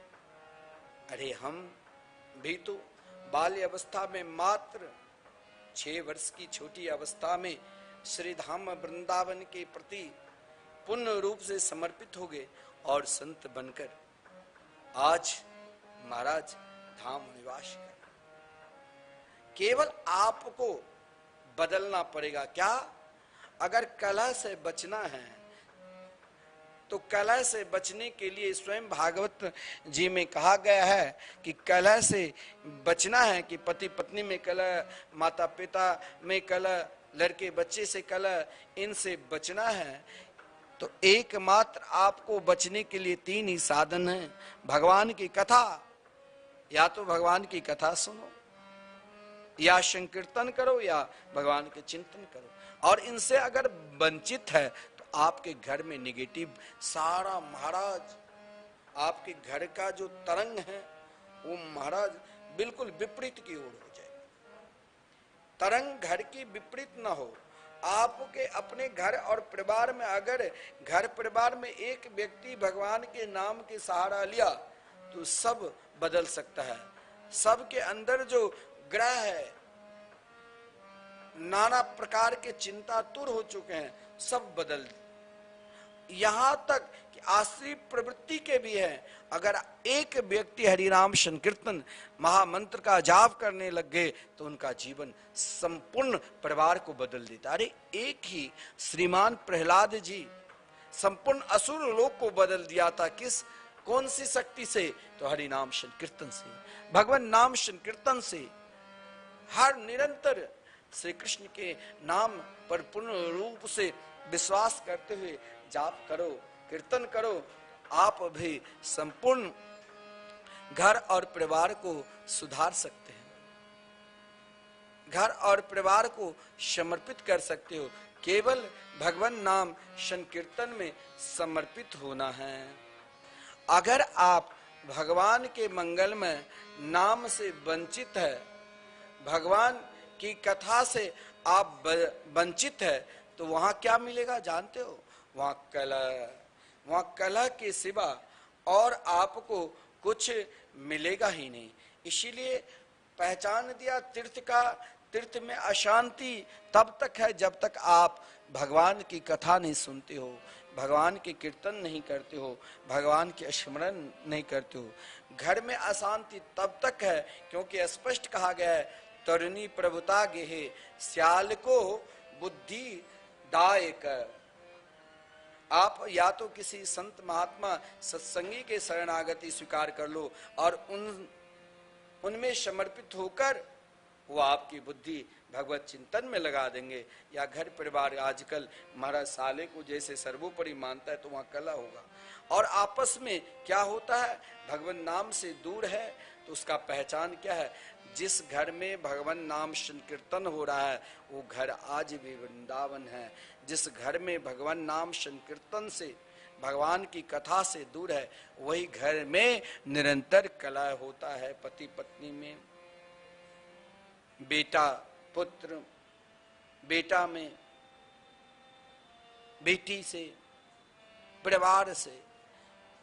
इतना ही नहीं, यहां तक कहा गया है संतों को भी नहीं छोड़े देवर्षि नारद जी। कहा कि आजकल देख लीजिए, एक संत महात्मा की ऐसी परंपरा है, इस परंपरा में बड़े बड़े आसुर प्रवृत्ति के लोग भी संत है, उसको बनना क्या पड़ रहा। बड़े बड़े आजकल देख लो, कोई भी धर्म के, कोई भी जाति का आ जाते हैं, पीले लाल वस्त्र पहन लिया, कहते हैं संत है। नहीं, ऐसा नहीं। इस परंपरा में ये तो गंगा है। जैसे गंगा के जल में नाली के भी जल, गंदगी जल भी मिल जाता तो गंगा कहलाते हैं, वैसे ये धर्म है, संत का धर्म।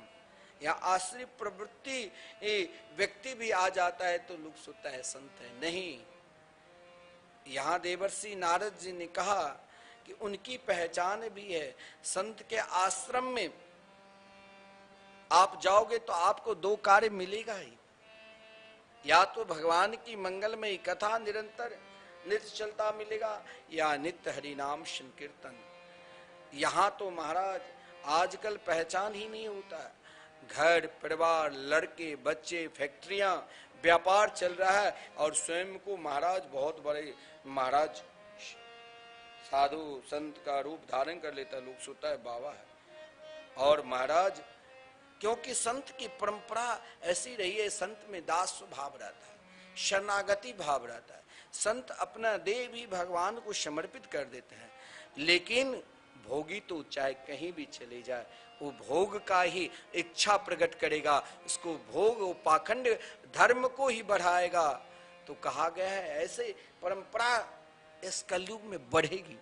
लेकिन फिर भी इस परंपरा को रोकने के लिए आज भी आप वृंदावन आओगे तो ऐसे महापुरुष संतों के आश्रम में जाओ जहां नित्य आपको हरि कथा मिलेगी, भगवान की कथा आप नित्य श्रवण करोगे।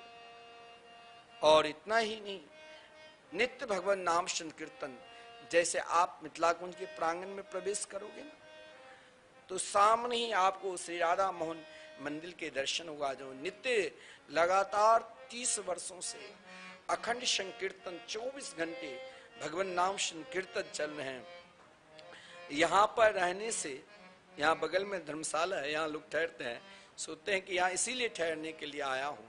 वैष्णव प्रवृत्ति के लोग जो वृंदावन धाम तीर्थ करने के लिए वाकई में आते हैं, उनके लिए ही यहाँ पर है, क्योंकि यहाँ निरंतर दैनिक भगवान की कथा, श्रीमद् भागवत महापुराण की कथा, सत्संग हो, निरंतर हर हमेशा चलते ही रहते हैं। और संकीर्तन तो अखंड है ही। तो बहुत लोग यहाँ, आप जिस स्थान पर संकीर्तन चलते रहे, आप चाहे भजन करो ना करो, लेकिन आपके कान के द्वारा सीधे हृदय में भगवान नाम संकीर्तन प्रवेश करेंगे। इसलिए निरंतर महाराज उस स्थान पे रहो, तीर्थ में, जहाँ निरंतर भगवान की कथा चले, जहाँ निरंतर भगवान के संकीर्तन हो।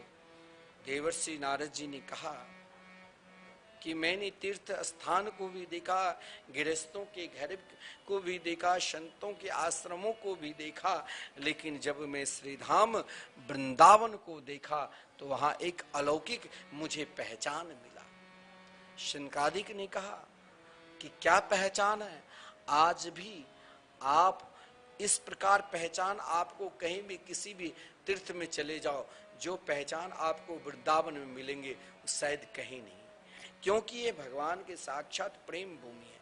या आदि शक्ति और आह्लादनी शक्ति दोनों का प्रेम मिलन, संपूर्ण शक्ति अगर कहीं है तो एकमात्र श्रीधाम वृंदावन। या एक माँ और संपूर्ण शक्ति प्रेम शक्ति का दान करते हैं, प्रेम आनंद की दान करते हैं। यहाँ एक ही आनंद है जो आप किसी भी गली में जाओ तो वहां भी आप चाहोगे कि हम भगवान नाम संकीर्तन ना सुने, तो आपको भगवान नाम संकीर्तन ही सुनाई देगी।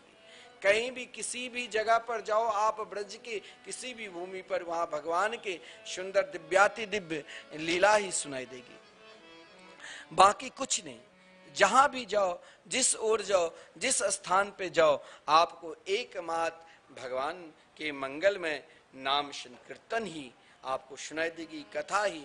वृंदावन की कोने कोने में कहीं भी किसी भी गली में जाओ, ऐसे ऐसे महापुरुष भक्त वृंद कथा करते रहते हैं, जिनकी वाणी के हम सब श्रीधाम वृंदावन में लाभ लेते हैं।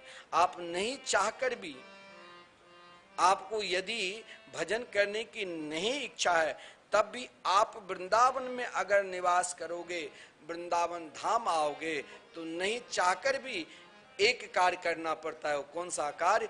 भगवान के भजन। रिक्शा पर बैठो तो रिक्शा वाले भी आपको राधे राधे बोलकर ही पुकारेंगे, सब्जी भी लो तो भोजन भी कहीं करो तो राधे राधे बोलकर ही। यहाँ जहां जित जाओ तित श्याममयी, सर्वम विष्णु मयंग गिरोंग बदजा सर्वस्व रूपो बभो। यहाँ चारों तरफ एकमात्र भगवान नाम संकीर्तन है। इसीलिए देवर्षि नारद जी ने, वाकई में देवर्षि नारद जी श्रीधाम वृंदावन ब्रज में वास की थी। अगर आपको भगवान के संपूर्ण स्वरूपों को प्राप्त करना है तो श्रीधाम वृंदावन में वास। यहां भगवान के संपूर्ण स्वरूप की प्राप्ति हो जाएगी। वृंदावन धाम में निरंतर हर श्वास श्वास में प्रिया प्रीतम के मंगल में नाम ही चलते रहते हैं, नाम को ही सब पुकारते रहते हैं, हरिशम नाम ही गाते हैं। देवर्षि नारद जी भी हरि नाम संकीर्तन हुए करते हुए, मंगल में प्रभु के नाम संकीर्तन का उच्चारण करते हुए जब वृंदावन में प्रवेश किया, तो वृंदावन की क्या पहचान है ये मैं बताऊंगा। आइए हम भी 2 मिनट भगवान के नाम संकीर्तन करें। राधे कृष्ण कृष्ण कृष्ण राधे राधे, राधे श्याम श्याम श्याम राधे राधे।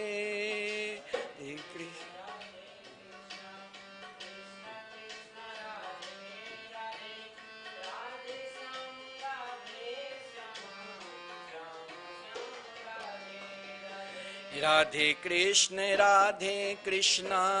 कृष्ण कृष्ण राधे राधे, राधे श्याम श्याम श्याम राधे राधे।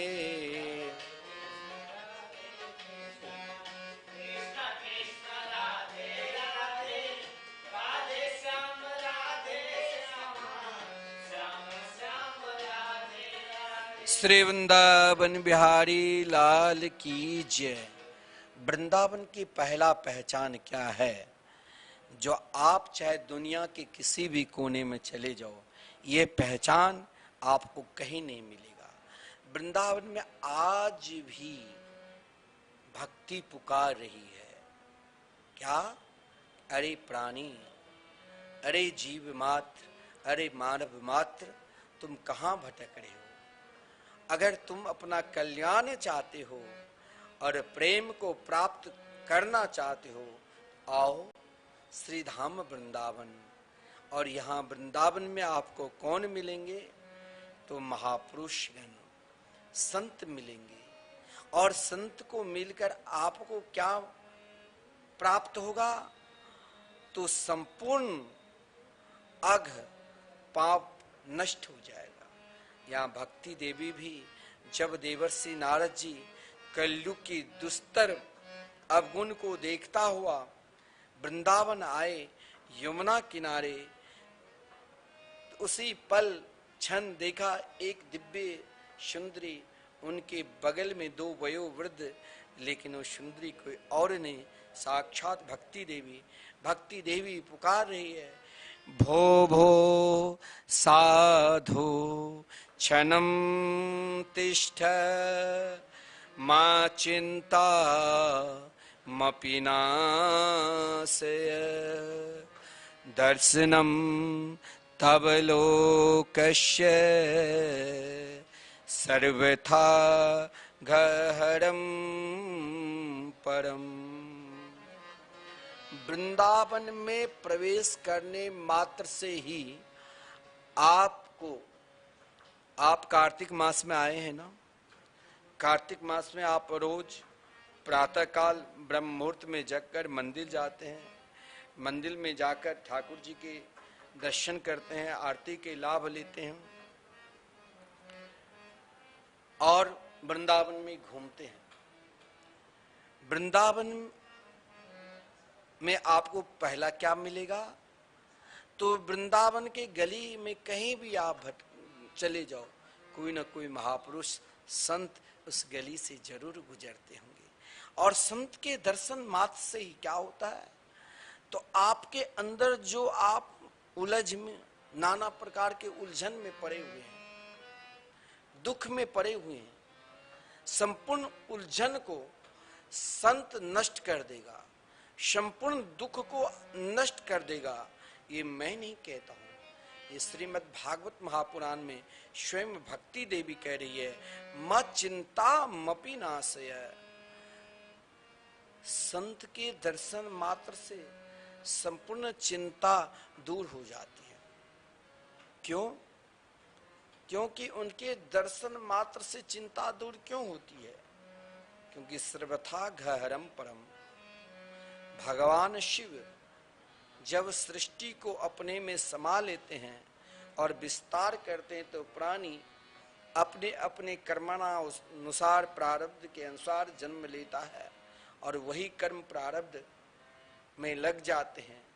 लेकिन जब आपको कोई महापुरुष नाम जापक संत के दर्शन होगा, तो संत के दर्शन मात्र से सज्जनों संपूर्ण जो आपके अंदर अज्ञान है, अघ है, वो नष्ट हो जाता है। केवल अघ ही क्यों, पाप नष्ट क्यों होता है? ये नष्ट होने की शक्ति एकमात्र संत के अंदर वो दवा है, क्योंकि वो निरंतर श्री कृष्ण नाम का भजते हैं। जो निरंतर श्री कृष्ण नाम के भजे, दुनिया को सब कुछ संसारिक सुख को छोड़ दे, लेकिन कृष्ण श्री कृष्ण नाम न छोड़े, वही तो सर्वश्रेष्ठ संत है। निरंतर भगवत नाम में ही लगे रहे।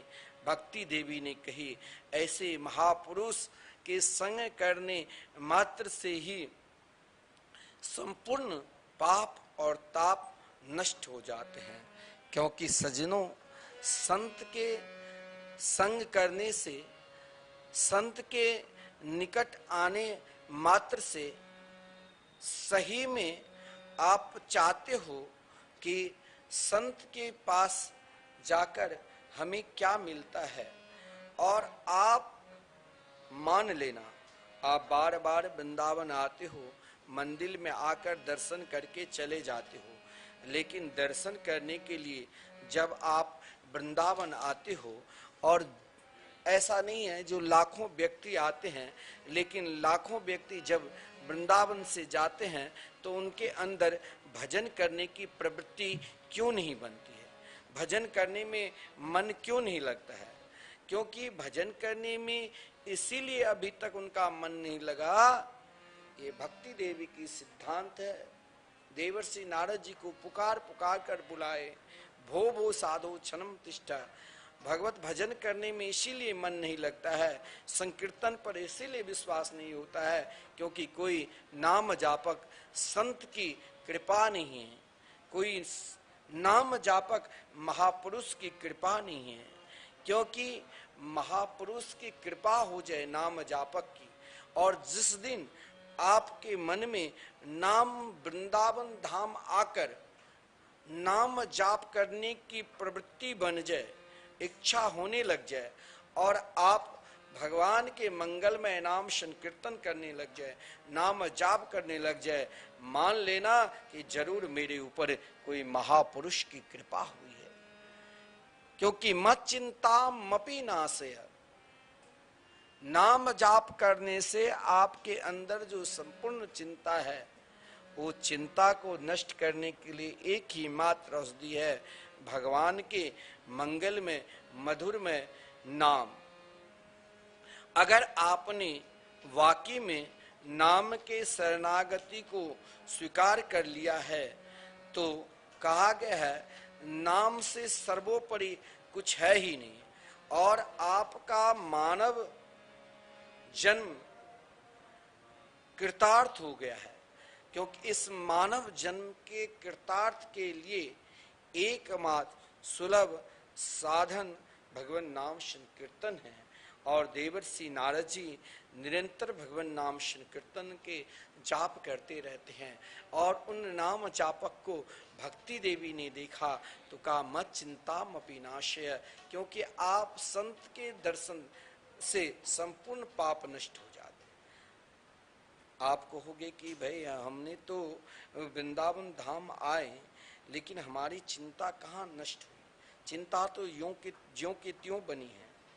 अभी तक आपने संत के दर्शन नहीं किया, और इसका पहचान है कि संत दर्शन का पहचान है कि आप वृंदावन आकर वृंदावन में वास कर रहे हो, या वृंदावन में दर्शन करने के लिए आए हो। आपका प्रवृत्ति यदि भगवान नाम जाप करने में लग जाए, संकीर्तन करने में लग जाए, जो यहाँ मैं आपसे रोज कहता हूं कि श्रीधाम वृंदावन में जो लगातार 30 वर्षों से संकीर्तन चल रहे हैं, आप जरूर एक दिन का संकीर्तन इन कार्तिक मास में कराओ, चाहे आप एक माह की संकीर्तन इन कार्तिक मास में कराओ। क्योंकि संकीर्तन मात्र से ही आपके अंदर जो मनसा वाचा कर्मणा पाप है, संपूर्ण पाप को नष्ट करने की शक्ति एकमात्र हरिनाम संकीर्तन में है। क्योंकि सज्जनों, मानव जन्म को कृतार्थ के लिए एकमात्र सुलभ साधन हरिनाम संकीर्तन है। क्योंकि कहा गया है सकल भय निवृतम चित्त में तन्नयस्मात् श्रवण मनन ध्यानानुष्ठति स्यान्नयतस्मात्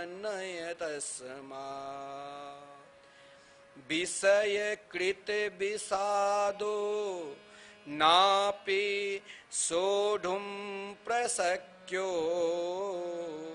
हरिपदमिह भजनम तन्निवृत्ते प्रकुर्म।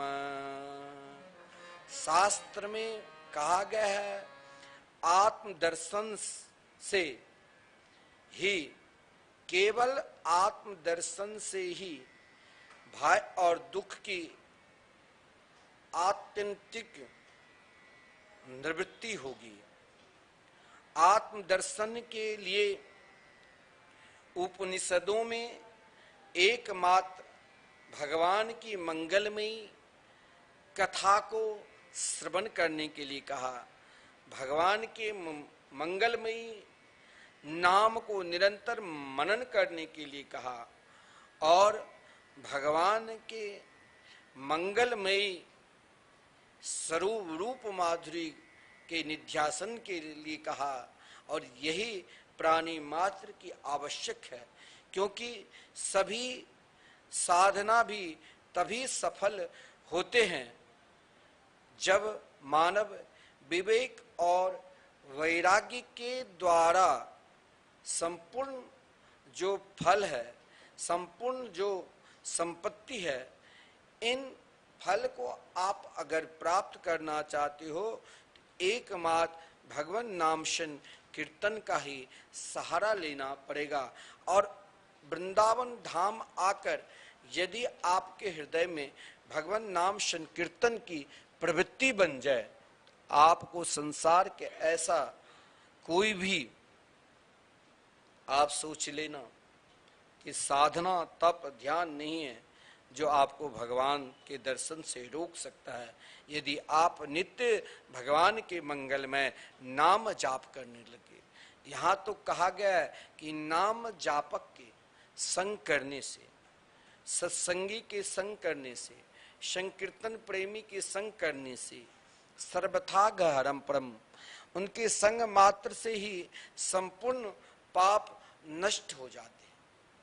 देखिए स्वयं भक्ति देवी ने कहा कि इसका पहचान, भक्ति ने कहा दक्षिण भारत में प्रकट हुई, महाराष्ट्र में कहीं कहीं सम्मान मिला, गुजरात में पूर्व में भक्ति नहीं थी लेस मात्र, तो वहाँ सम्मान नहीं मिला, लेकिन वृंदावन धाम को प्राप्त कर स्वयं भक्ति देवी जहाँ तुरनीय अवस्था को, जहाँ वृद्धा हो चुकी थी, जीर्ण शीर्ण हो चुकी थी, वहाँ श्री धाम वृंदावन में अगर आपको भजन में मन नहीं लगता है, संत महात्मा के प्रति विश्वास नहीं है, तो कहा गया जिसके अंदर कम पुण्य होता है ना, कम पुण्यवान को कुछ ऐसा महत्वपूर्ण भगवान के विशिष्ट कार्य है जिस कार्य में उनका विश्वास नहीं होता है। पहला कि संत के वाणी पर विश्वास, संत के वाणी पर उनका विश्वास होगा ही नहीं, वो उसे मजाक ले लेगा। संत के महाराज विशिष्ट प्रसाद पे विश्वास उनको नहीं होता है, और महाराज संत चरणामृत पर विश्वास। लेकिन यहाँ कहा गया है कि आपको जब तक महाराज अगर विशिष्ट बनना है, आप सर्वप्रथम परमात्मा को प्राप्त करना है और निरंतर मुस्कुराहट रखना है।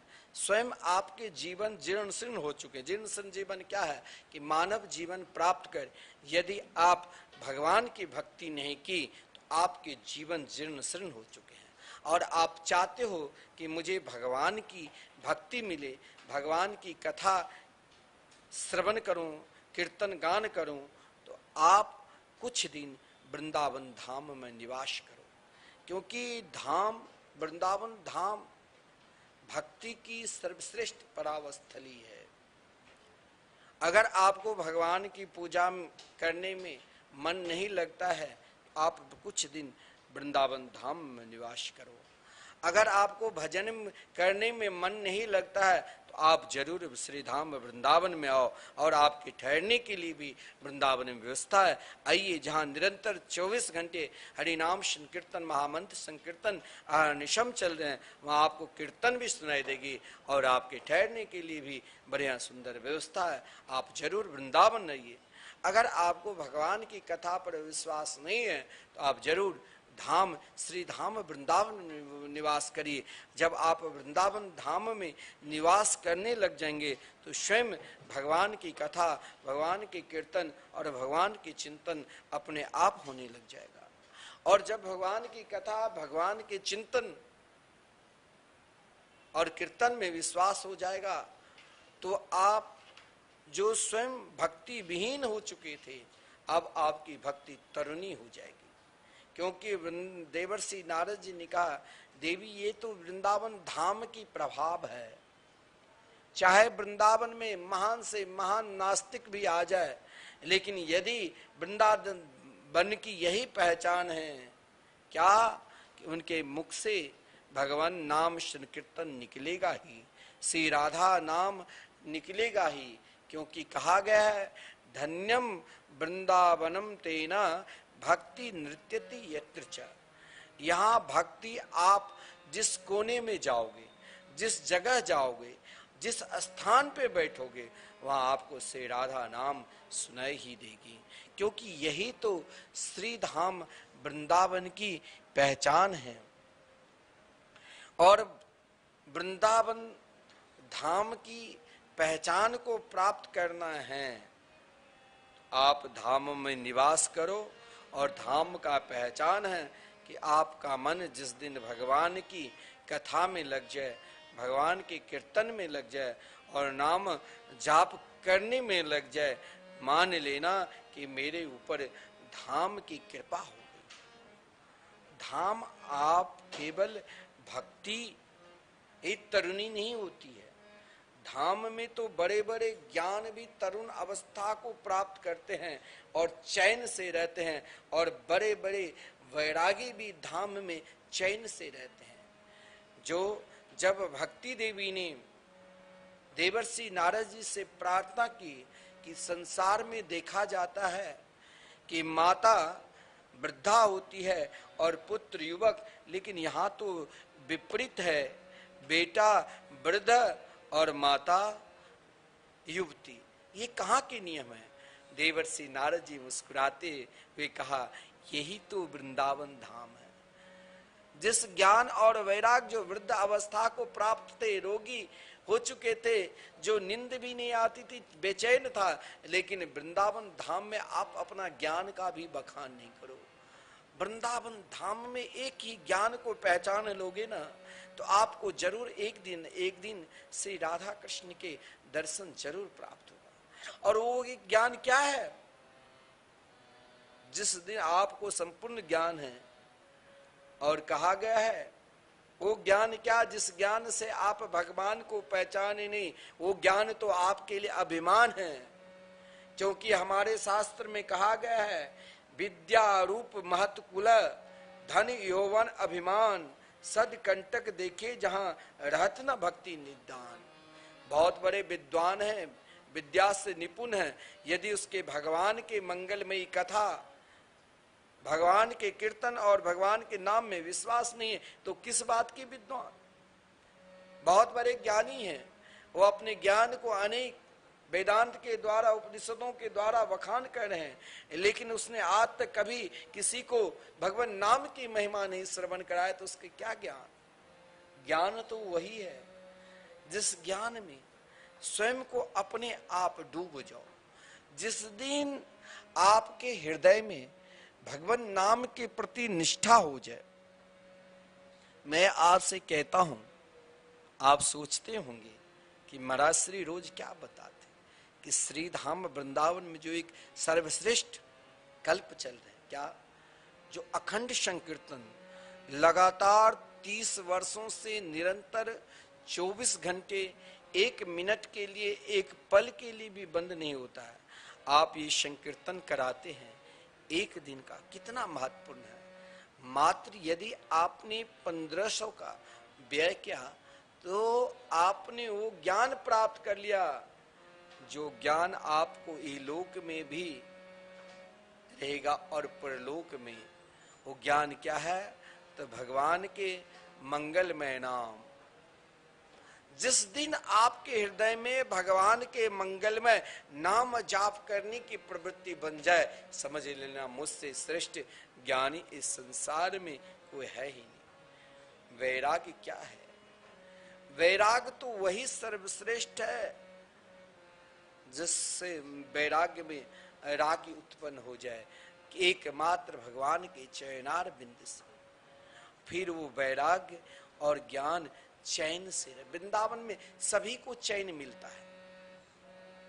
कहीं भी आपको बेचैनी लगने लग जाए तो आप आ जाओ श्री धाम वृंदावन, यहाँ आप चैन से रहोगे। क्योंकि यहाँ भक्ति देवी ने स्वयं देवर्षि नारद जी से कहा, ये मेरे दोनों पुत्र हैं, लेकिन श्री धाम वृंदावन को प्राप्त कर ये मेरे दोनों पुत्र चैन से सो रहे हैं, लेकिन मैं चाहता हूं आपके ज्ञान के द्वारा इनको भी महाराज तरुण बना। देखिए वृंदावन धाम की क्या विशेषता है। देवर्षि नारद जी संत की कृपा समझो। संत 3 प्रकार के कृपा करते हैं। संत की कृपा 3 प्रकार के हैं। कौन सा? तो संत की दृष्टि पड़ने से भी बार बार आपकी ओर दृष्टि पड़े तो मान लेना कि आपके ऊपर जरूर भगवान की कृपा हो। देवर्षि नारद जी ने बार बार दृष्टि की, फिर भी अगर ज्ञान वैराग्य नहीं उठे तो देवर्षि नारद जी ने बार बार जागृत कराया, जागृत भगवान नाम संकीर्तन से, फिर भी नहीं जगे तो वेद वेदांत गीता की पाठ बार बार श्रवण कराए कि हे ज्ञान हे वैराग्य अब तो जगो, अब तो जगो। संत अपना प्रयास निरंतर रखते हैं और संत तब तक जगा कर छोड़ेंगे जब आप पूर्ण रूप से तरुण होकर भगवान के दिव्याति दिव्य नाम संकीर्तन नहीं करने लग जाए। और देवर्षि नारद जी ने अपना प्रयास बहुत क्या, अंत में स्वयं को अपने आप भगवान के प्रयास में छोड़ दिया। तब आकाशवाणी हुई, एतदर्थी सुरस्य त्वं सत्कर्म समाचरे। देखिए सज्जनों, जीवन में अगर किसी भी प्रकार की व्यथा है, दुख है, तो घबराओ नहीं। जब आपके जीवन में व्यथा चिंता आने लग जाए, दुख आने लग जाए, तो एक काम जरूर कर लेना। क्या? तो श्री कृष्ण चरणाम भोजम स्मरम दुखम गमिष्यति। उस समय आप यदि मानता हो आप भगवान के नित्य पूजा करते हो, मैं मानता हूं कि आप रोज मंदिर जाते हो, लेकिन एक काम जरूर करना, जब आपको कोई विकट विषम परिस्थिति आ जाए, दुख आ जाए, कष्ट आ जाए, चिंता दूर हो जाए, उस समय आप चिंता नहीं करके एकमात्र श्री कृष्ण के चरणार बिंद के चिंतन करने लग जाओ। क्योंकि श्री कृष्ण के चरणार बिंद के चिंतन करने मात्र से ही सज्जनों संपूर्ण दुख नष्ट हो जाएगा। केवल आप निरंतर उनके चिंतन करते रहो। उनके चिंतन करने से इस कार्तिक मास के पावन शुभ अवसर पर एक नियम आप कम से कम कर लो कि हमें एक दिन श्री धाम वृंदावन में संकीर्तन कराना है, नित्य कम से कम एक संत की सेवा करना है और सामर्थ्य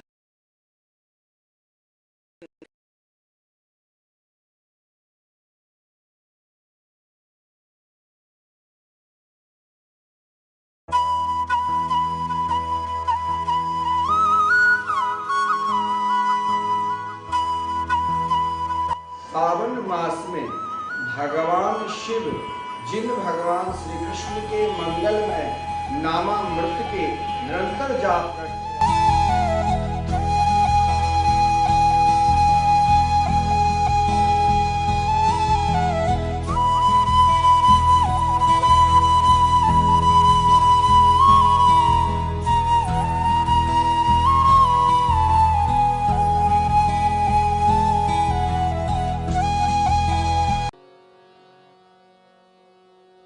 प्राण च मुखा दग्निरजायता। श्री भागवत भगवान की है आरती, पापियों को पाप से है तारती। श्री भागवत भगवान की है आरती, पापियों को पाप से है तारती। ये अमर ग्रंथ ये मुक्ति पंथ ये पंचम वेद निराला, नव ज्योति जगाने वाला। ये अमर ग्रंथ ये मुक्ति पंथ ये पंचम वेद निराला, नव ज्योति जगाने वाला। हरि नाम यही हरि ध्यान यही, हरि नाम यही हरि ध्यान यही, जग के मंगल की आरती। पापियों को पाप से है तारती। त्रिभागवत भगवान की है आरती, पापियों को पाप से है तारती। ये शांत गीत पावन पुनीत, पापों को मिटाने वाला, हरि दर्श कराने वाला। ये शांत गीत पावन पुनीत, पापों को मिटाने वाला, हरि दर्श कराने वाला। ये सुख करनी ये दुख हरणी, ये दुख करणी ये दुख हरणी, ये मधुसूदन की आरती। पापियों को पाप से है तारती। त्रिभागवत भगवान की है आरती, पापियों को पाप से है तारती। ये शांत गीत ये मधुर बोल, जग फंद खोल, सतमार्ग दिखाने वाला, बिगड़ी को बनाने वाला। ये मधुर बोल सतबंद गोल, सतमार्ग दिखाने वाला, बिगड़ी को बनाने वाला। श्री राम यही घनश्याम यही, श्री राम यही घनश्याम यही, यह प्रभु महिमा की आरती। पापियों को पाप से है तारती। त्रिभागवत भगवान की है आरती, पापियों को पाप से है तारती। पापियों को पाप से है तारती, पापियों को पाप से है तारती। शीतलीकरणं ध्योः शान्तिरन्तरच्छगुं शान्तिः पृथिवी शान्तिरापः शान्तिरोगदयः शान्तिः वनस्पतयः शान्तिर्विश्वे देवाः शान्तिब्रह्म शान्तिः सर्वगुं शान्तिः शान्तिरेव शान्तिः तामा शान्तिरेधि। देवादिवन्दनं मन्त्रपुष्पेतां जग्नेन जग्नमयजन्त देवास्तानि धर्माणि प्रथमान्या सन्न्यातेहनाकं महिमानः सजन्त यत्र पूर्वे श्राद्धाः सन्ति देवाः। हरिः ओम् एकदन्ताय विद्महे वक्रतुण्डाय धीमहि तन्नो दन्ति प्रचोदयात्। हरिः ओम् नारायणाय विद्महे वासुदेवाय धीमहि तन्नो विष्णु प्रचोदयात्। हरिः ओम् महालक्ष्मी च विद्महे विष्णुपत्नी च धीमहि तन्नो लक्ष्मी प्रचोदयात्। सेवन्ते कावकुल चम्पक पाटलब्जै पुन्नागजाति करवीर रताल पुष्पै बिल्लप्रवाल तुलसी दल मंजरेवे त्वां पूजयामि जगदीश्वर मे प्रसीद। नाना सुगंध पुष्पाणि यथा कालोद्भवानि च पुष्पाञ्जलिर्मया दत्त ग्रहण परमेश्वरा। ओम पुराण शुद्धमाय नमः मंत्र पुष्पाञ्जलिं समर्पयामि। बोल भागवत भगवान की, बोल वृंदावन बिहारी लाल की, बोलो सदगुरुदेव भगवान की जय। जय श्री राधेश्याम। राधे कृष्णा राधे। सभी लोग प्रेम से संकीर्तन करेंगे मेरे साथ में। राधे कृष्णा राधे कृष्णा कृष्णा कृष्णा राधे राधे, राधे श्याम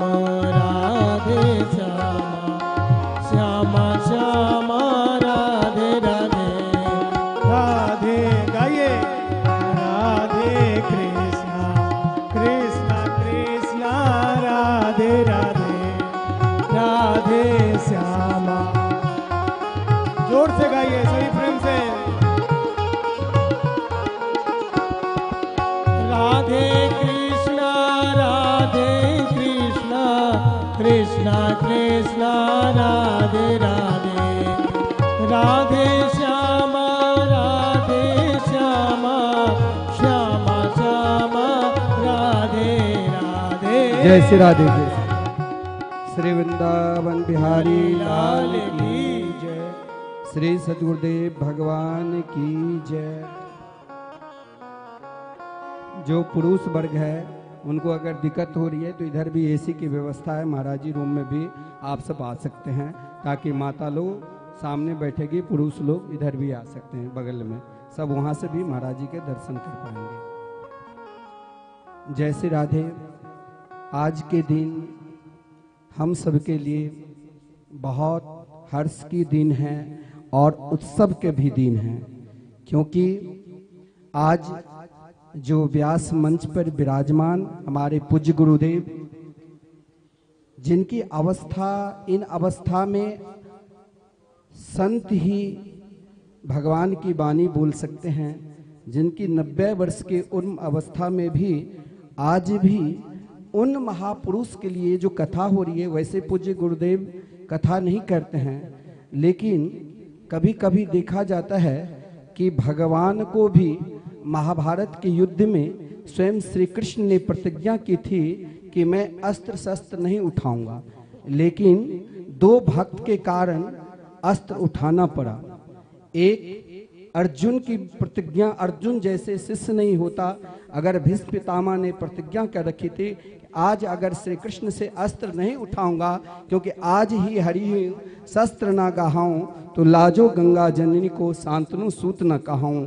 एक अर्जुन जैसे शिष्य, क्योंकि भगवान ने जिस समय अर्जुन को गीता के उपदेश दे रहे थे उस समय स्वयं अर्जुन शिष्य भाव को स्वीकार किया था, शिष्यस्ते हम साधि माम त्वाम प्रपन्ना। और एक पितामह भीष्म जैसे भजनानंदी, भजन निष्ठ, संसार के ऐसा कोई भी प्राणी नहीं है ब्रह्मा की सृष्टि में जो जन्म लिया है और भगवान से सीधे कह दे कि आपने जो हमें जिस प्रकार शुद्ध अंतःकरण दिए हैं वही शुद्ध अंतःकरण मैं आपको समर्पित करना चाहता हूं, क्योंकि संसार के हर प्राणी के अंतःकरण में कुछ न कुछ द्विधा रहता ही है। लेकिन पितामह भीष्म जैसे भजनानंदी जो कौरवों के पक्ष में युद्ध करने वाले श्री कृष्ण से कहा इति मति रूप कल्पिता विदृष्टना, आपने जो जिस प्रकार हमें शुद्ध अंतःकरण दिया वही शुद्ध अंतःकरण मैं आपको समर्पित करना चाहता हूं, क्योंकि इस अंतःकरण में किसी भी प्रकार की तृष्णा है ही नहीं, वितृष्णा।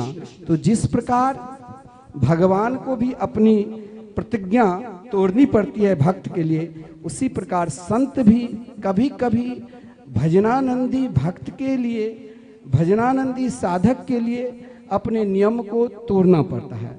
और हमारे संस्था के बहुत बड़े समर्पित श्री गोलोक धाम प्राप्त निकुंजवासी श्री डॉक्टर जगन्नाथ झा जी, जिनके विषय में ऐसा मिथिलावासी जो हमारे पूज्य महाराज श्री के अनुयायी है, जो महाराज जी श्री के जानते हैं, प्रायः मैं भी कई बार डॉक्टर साहब के साथ संग किया।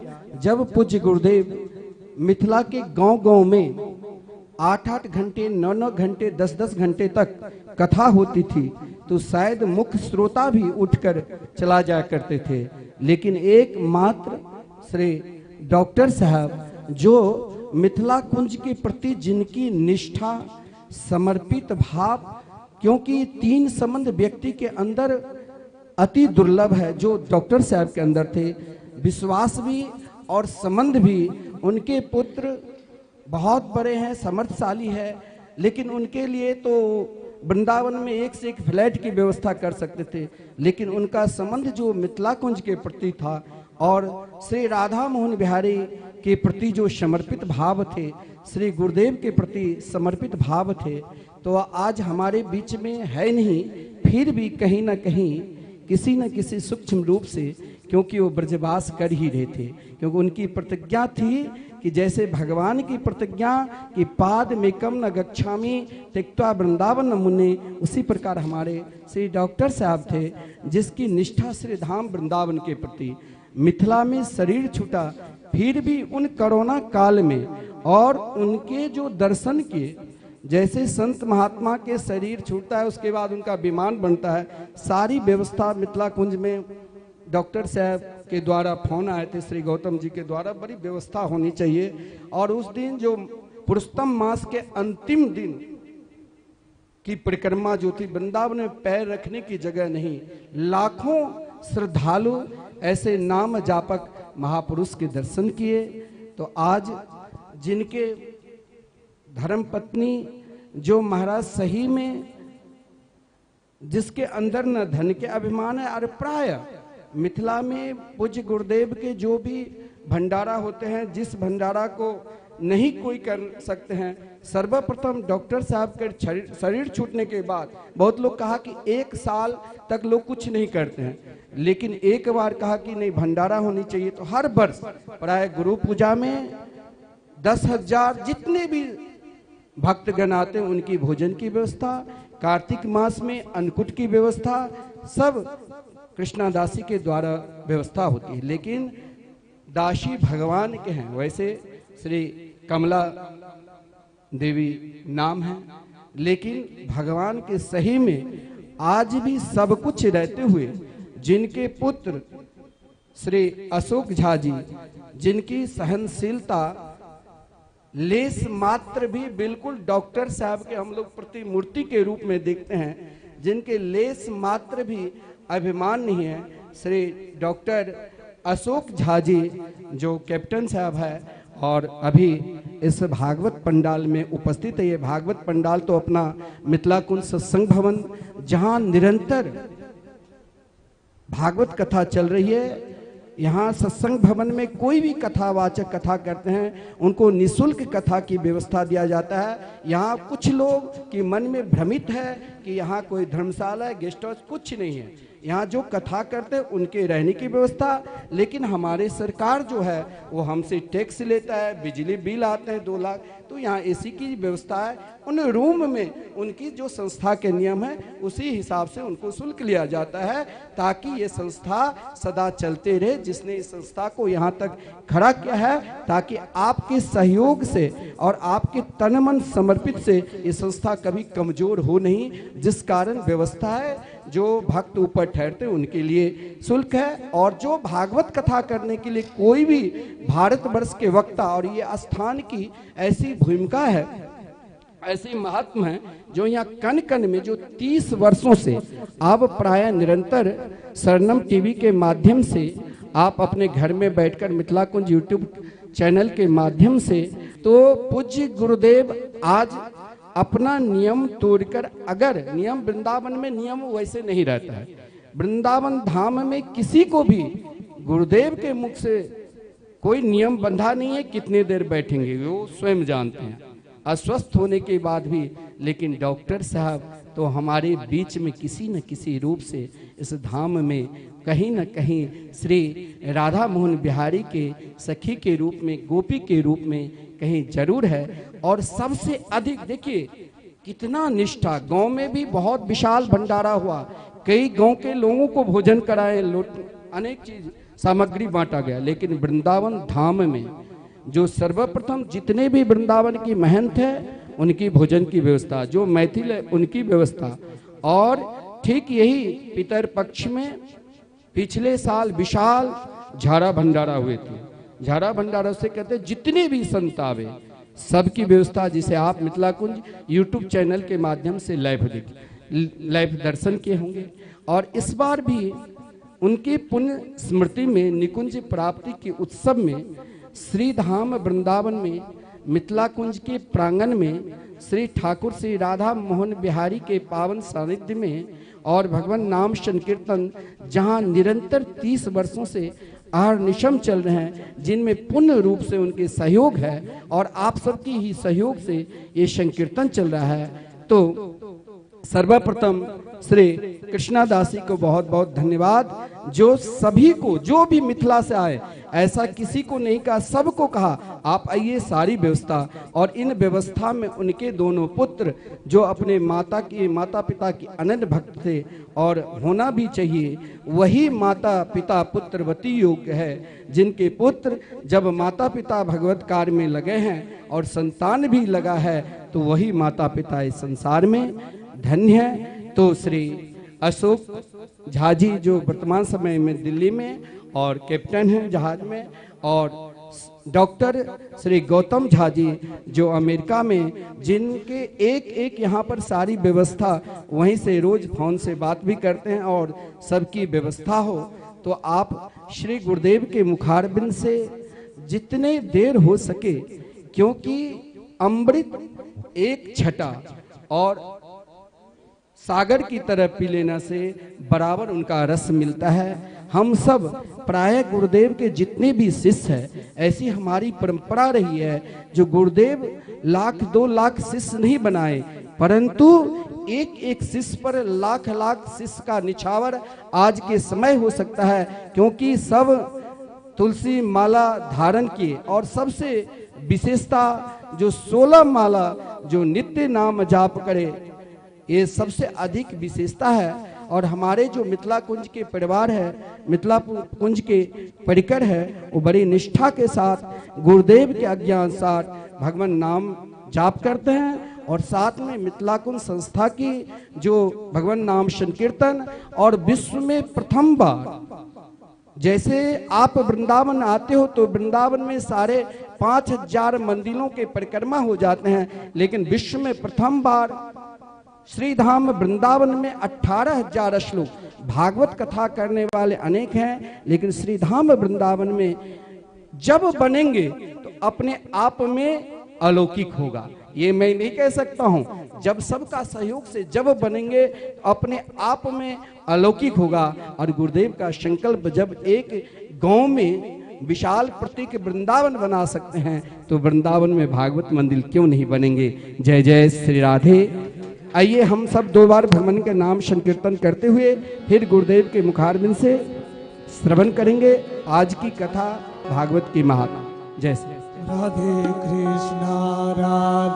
कृष्णा कृष्ण कृष्ण राधे राधे, राधे श्यामा श्यामा राधे राधे, राधे कृष्णा। जय हो।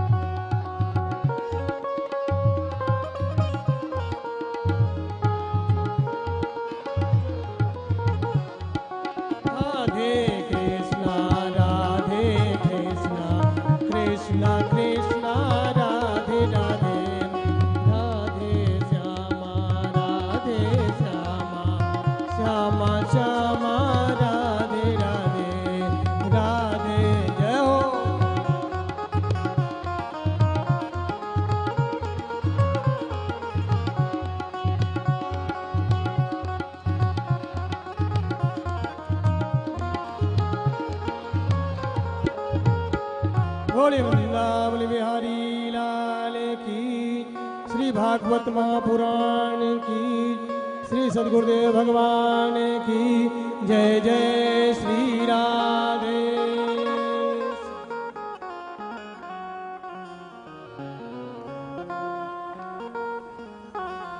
गोविंद जय जय, गोपाल जय जय,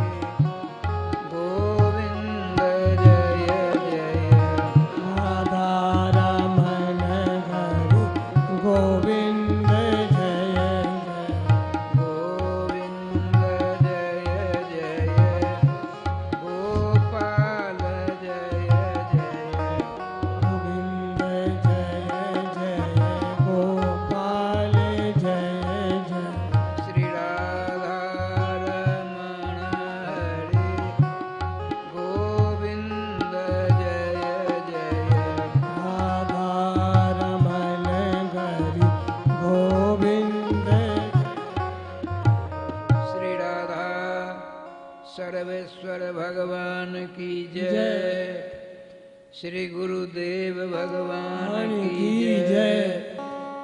सकल संत समाज आज की की जय। जय। श्री नाम संकीर्तन तन की की जय। जय। श्रीमद् भागवत महापुराण की जय। श्री हनुमान जी महाराज की जय। जय जय श्री राधे श्याम महाराज की जय। जय जय श्री राधे श्याम महाराज की जय।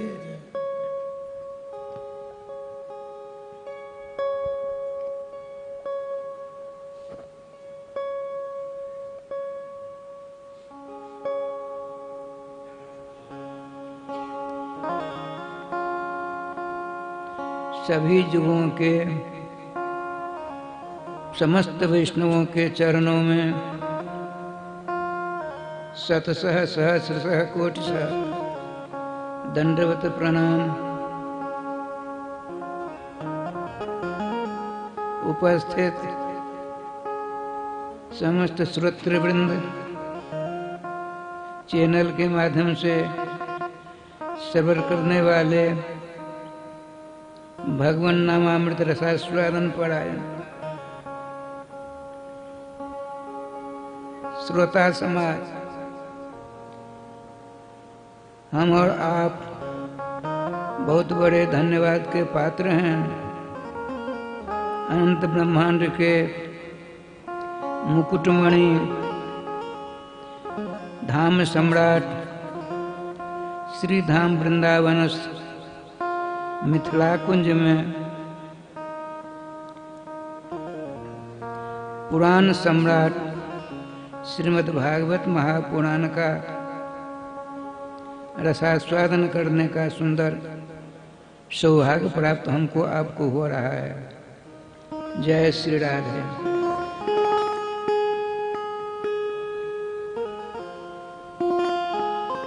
अभी अभिमान जी ने कहा महात्मा की बात, राधे से संस्कृत में एक परिभाषा प्राप्त होती है, महात्मा ज्ञान रहती है न तद ज्ञाना भावा। जब तक किसी वस्तु का महत्व महिमा की जानकारी हमको नहीं होती, तब तक तद विषय प्रवृत्ति, अनुराग, भक्ति, श्रद्धा नहीं हो पाती है। तो श्रीमद् भागवत क्या चीज है? 5-7 दिनों से यहाँ वृंदावन में उथल पुथल मच रही है कि श्रीधाम श्रीमद् भागवत महापुराण में राधा नाम नहीं है। मैं जब 1964 ईस्वी में ब्रजवासी विद्वान मूर्धन्य स्वनाम धन्य गोलोकवासी श्री नथीलाल शर्मा, उन दिनों में 85 वर्ष की अवस्था था। उन्होंने मेरे ऊपर कृपा कर भागवत पढ़ाया।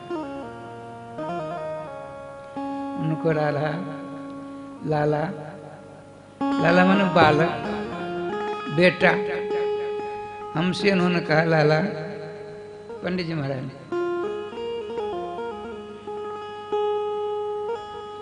व्यास नंदन श्री सुखदेव जी स्कंद पुराणानुसार श्री कृष्ण के ही साक्षात अवतार माने जाते हैं। नंद नंदन रूपोयम श्री सुख भगवान ऋषि। कई ग्रंथ में बहुत सारी बातें प्राप्त होती हैं। भगवान शंकर जी सुखदेव जी का रूप धारण करते हैं, अभी प्रमाण प्राप्त होता है।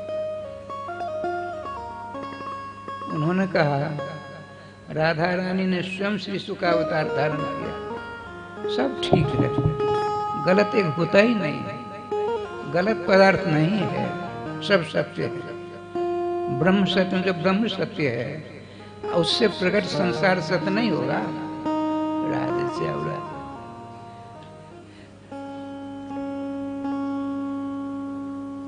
जन्मादेश से जतः कहते हैं, जतः ब्रह्मण सकाशात् अस्य प्रपंचात्मकस्य संसारस्य सृष्टि भवति। तो जब ब्रह्म सत्य है, त्रिकालवाद सत्य, तो संसार सत्य नहीं, सत्य वैष्णवों के सिद्धांतानुसार संसार सत्य है। अच्छा,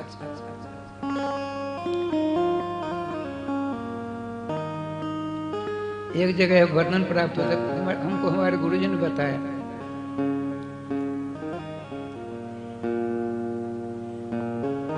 गोलोक धाम की विलक्षण प्रासाद की छत पर विराजमान, सिंहासन पर बैठे जुगल किशोर, एक दिव्य सिंहासन पर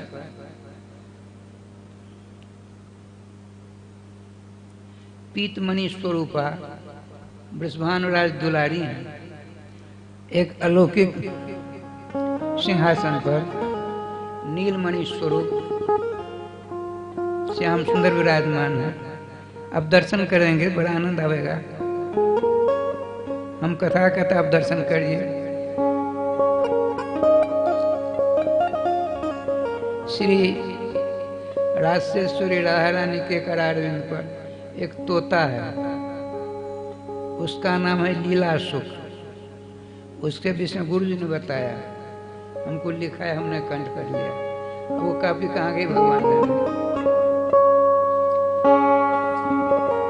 राजराजेश्वरी राधारानी के करारविंद पर एक तोता है, उसका नाम है लीला सुख। बताते हैं लीला सुखोयम वृषभानुजाया पवित्र चंचु प्रिय चुंबनेन ऐकांतिको नन्य रहस्य पाठी गोलोक प्रासाद सदा निवासी। अभी अभी हमारे महामंडलेश्वर महंत किशोरी शरण जी जिस महापुरुष के विषय में 5-7 मिनट बहुत सुंदर उन्होंने बात कही, जिनके उपलक्ष्य में कथा हो रही है, जिनकी श्रीमती कृष्णादासी बैठी हैं, तो इनके यहाँ 5-7 वर्ष हो गए होंगे लगभग, बस स्मरण नहीं ढंग से। 1 महीने का अखंड कीर्तन बहुत विशेष रूप से किया था। मैं 2 बार गया था, बरामदा था, है याद है। तो हमारे डॉक्टर साहब ने बड़े अच्छे अच्छे पदों को, दोहों को लिख रखा था, उसमें 1 दोहा था, सुना देता हूँ। हम भूल गए, मैंने टेलीफोन से कहा जरा हमको लिखा दिया, तो लिख लिया। तो वृंदावन ने लिखा दिया था, उन्हीं के शिष्य हैं वृंदावन में।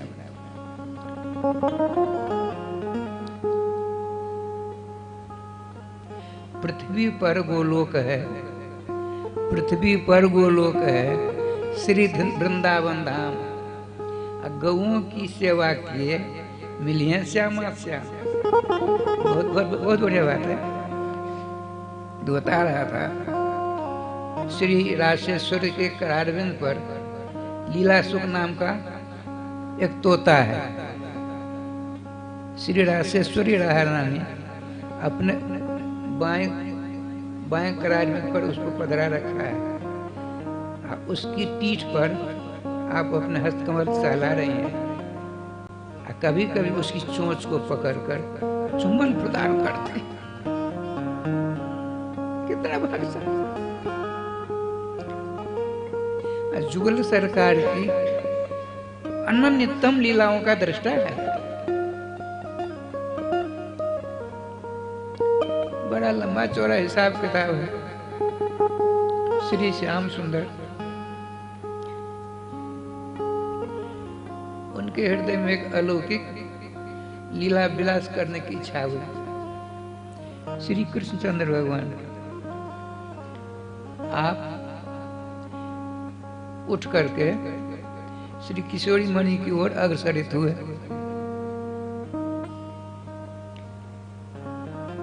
श्यामा जी ने अपनी दाएं ओर बिठाया। जुगल सरकार के दर्शन लीला सुख कर रहे हैं। श्याम सुंदर ने अपने करार में बढ़ाया उस लीला सुख को अपने करार पर लेने के लिए। वो आना नहीं चाहता।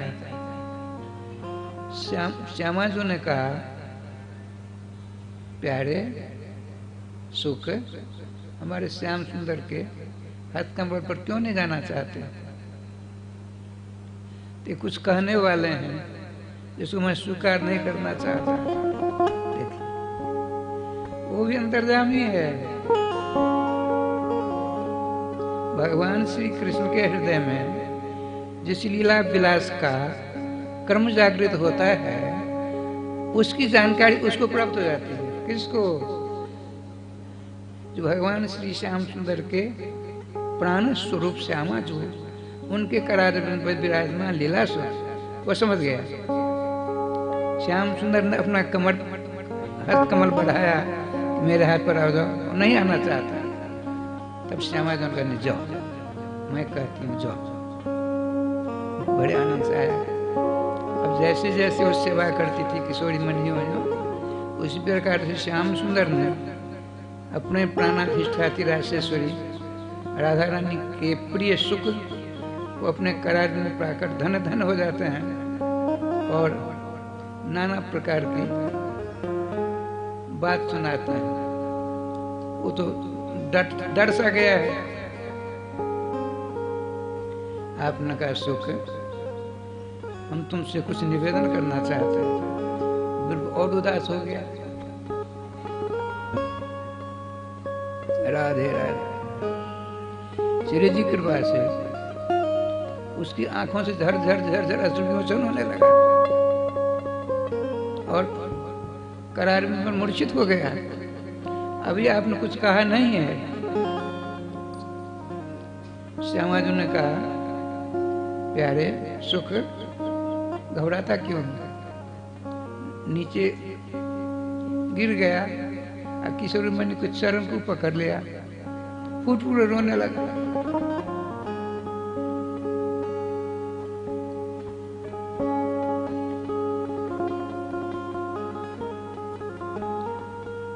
आया है हमारा राधा बांछा कर उसे तुम्हारे किसी जाने। राजेश्वरी राधा रानी अनंत ब्रह्मांड के जीवों की इच्छा की पूर्ति करने वाली हैं। इस बात को अच्छी तरह श्याम सुंदर जानते हैं।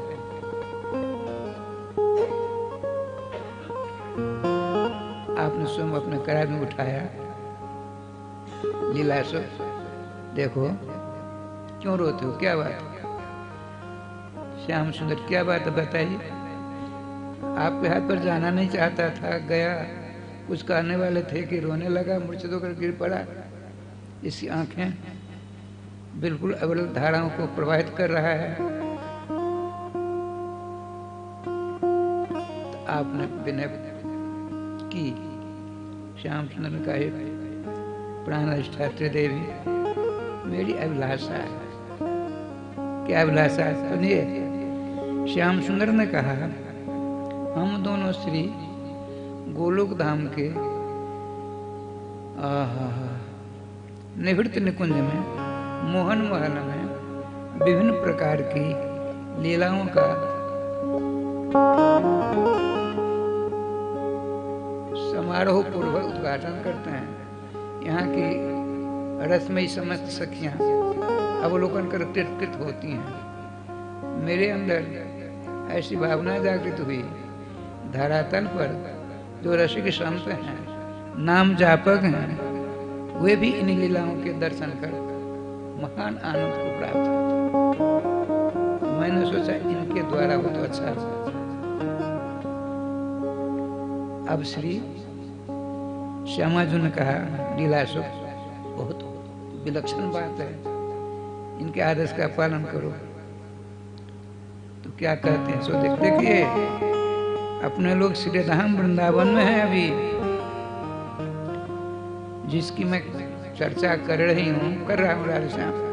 वहाँ आप लोग कथामृत का रसास्वादन कर रहे हैं, लेकिन मन चक्कर काट रहा है तो काम नहीं चलने वाला है। जितनी ही देर रहिए मनोजोग के साथ रहेंगे तो कुछ मिलेगा, नहीं तो गोविंदाय नमो नमः हो जाएगा। कहते हैं इतने प्रयास से परिश्रम से आए हैं, कुछ प्राप्त करके जाएंगे तो बड़ा आनंद आएगा।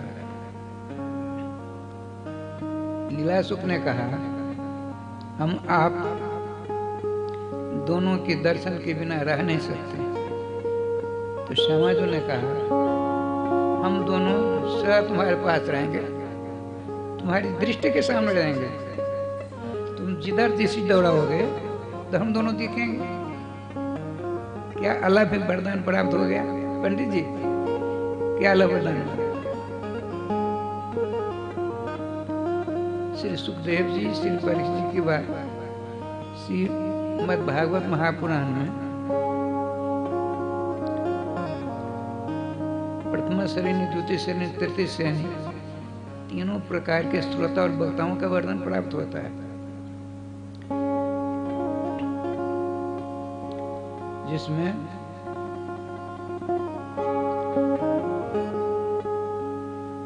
सूत जी सौनक जी तृतीय श्रेणी के श्रोता वक्ता है, देवर्षि नारद जी, ब्रह्मर्षि वेदव्यास जी द्वितीय श्रेणी के श्रोता वक्ता है। वेदव्यास जी के सुपुत्र श्री सुखदेव जी प्रथम श्रेणी के वक्ता हैं, परीक्षित जी प्रथम श्रेणी के श्रोता हैं। देखिए हम लोग यहाँ आए हैं श्री राम वृंदावन में, बहुतों ने कष्ट झेला होगा, यहाँ भी कष्ट हो रहा है। अपने घर को छोड़ते ही कष्ट होता ही होता है, ऐसी कहावत है। लेकिन जो लिखा होगा जहाँ रहेंगे वहाँ आपको मिलेगा ही। लक्ष्य होना चाहिए प्रत्येक मानव की का लक्ष्य श्री इष्ट प्राप्ति। श्री कृष्ण उन्हीं राम कहिए, शिव कहिए, ब्रह्म कहिए, जो कुछ कहना है वही सब कुछ है। तो श्री सुखदेव जी कृष्णार्थी हैं, परीक्षित जी भी कृष्णार्थी हैं।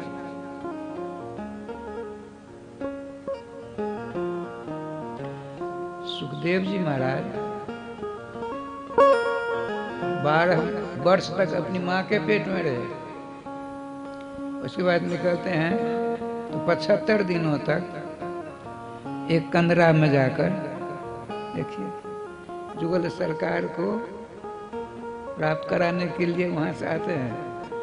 समस्त रसिकों के जुगल रस में शराबोर कराने के लिए आते हैं, और आते यहाँ माया के प्रबल प्रपंच में पढ़कर हम ब्रह्मास्मि व्रत लगाते हैं। माया का प्रबल प्रपंच होता है ना, वह क्या करता है तो अपने को ब्रह्म घोषित कर देता है। राधे राधे राधे राधे। ठाकुर जी के पास है श्रीमान सुखदेव जी पहाड़ की कंदरा में जाकर क्या कहते हैं, हम ब्रह्मास्मि व्रत लगाने लगे। भूल होती है, गलती होती है, तो इस प्रकार से भावना जागृत हो जाती है। किनको? जो श्रीमती किशोरी राधा रानी की कराग्रह पर रहने वाले हैं, उनको ही आकर के माया की छीट पड़ गई। कितने दिन हो गए? 75 दिन। इधर बिहबल व्याकुल व्यास जी होते हैं, अपने गुरु जी का स्मरण किया। वेद व्यास जी गुरु जी कौन है? देवर्षि नारद जी। देवर्षि नारद जी के शिष्य कौन? वेद व्यास जी। देवर्षि नारद जी के शिष्य कौन? निम्बार्काचार्य। उनको उपदेश कर सीधे चले आते हैं निम्बक ग्राम में। अरुण ऋषि, श्री निम्बार्काचार्य की माता जी का नाम अरुण ऋषि, पिताजी का नाम, माता जी का नाम श्री जयंती देवी। अपने माता पिता दोनों के साथ तैलंग से यहाँ चले आए। सुदर्शन चक्रावतार।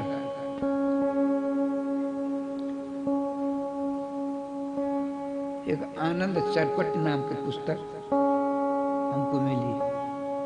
उसमें मैंने संस्कृत में था वो ग्रंथ।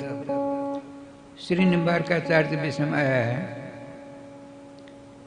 अपने गुरुदेव के साथ श्री नारद जी के साथ नंद महोत्सव में राधे राधे राधे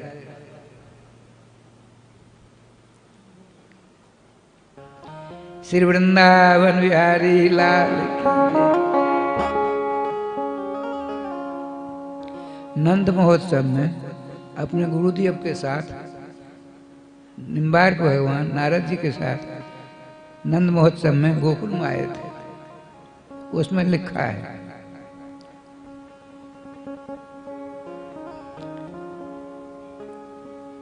जब विह्वल व्याकुल हो जाते हैं भगवान वेदव्यास जी अपने पुत्र के विरह में, तो देवर्षि नारद जी वहां पहुंचते हैं। नारद जी का अर्थ क्या होता है? नारदो कलाप्रिय कहते हैं। नारद जी वो कलाप्रिय है, ये बिल्कुल गलत है। नारदो और कलाप्रिय आकार का है, एंगा पदांतादिति से पूर्व हो जाता है व्याकरण में, लेकिन सब तो सब प्रकार के हैं। नारद शब्द का वास्तविक अर्थ है, अपने गांव में भी जो इधर उधर करता है उसका नाम नारद हो जाता है। वहाँ मिथिला हमने देखा है, जो इधर उधर करता है कि देखो नारद जैसा करता है। राम राम। नारद शब्द का अर्थ होता है इंजीनियर से है।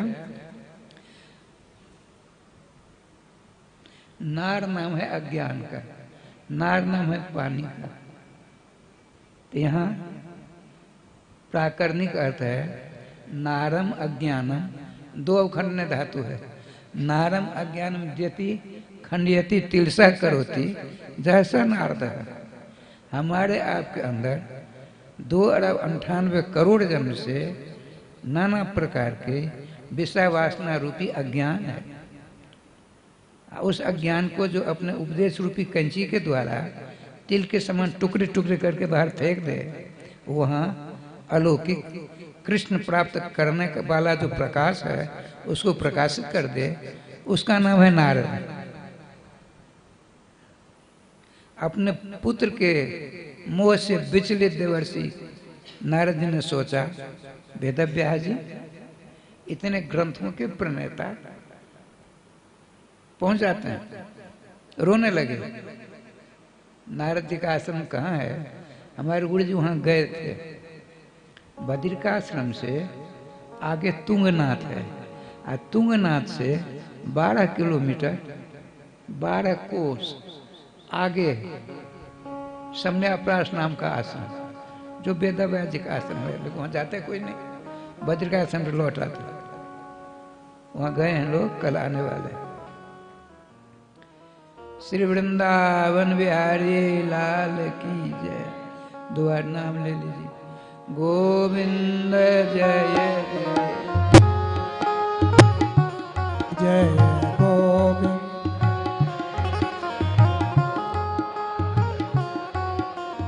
राधा रमण हरि गोविंद जय जय।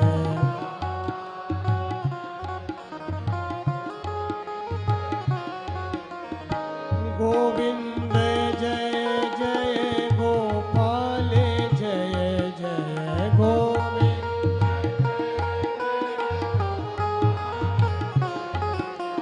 राधा रमण हरि गोविंद जय जय।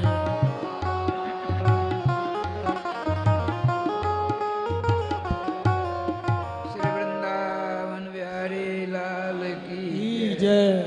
जय जय श्री राधे। राधे श्याम राम महाराज की जय। अपने शिष्य को अपने चरणों को पकड़कर रोते हुए इतने बड़े विद्वान को देखा। श्रीमान गुरुवर देवर्षि नारद जी ने सोचा, ओह मोह महिमा बलवाना, इतने बड़े ज्ञानी। 24 अवतार में वेदव्यास जी का नाम आता है। अपने पुत्र के विरह में इस प्रकार से धा धा करके इनका हृदय में प्रज्वलित ज्वाला जल रही है।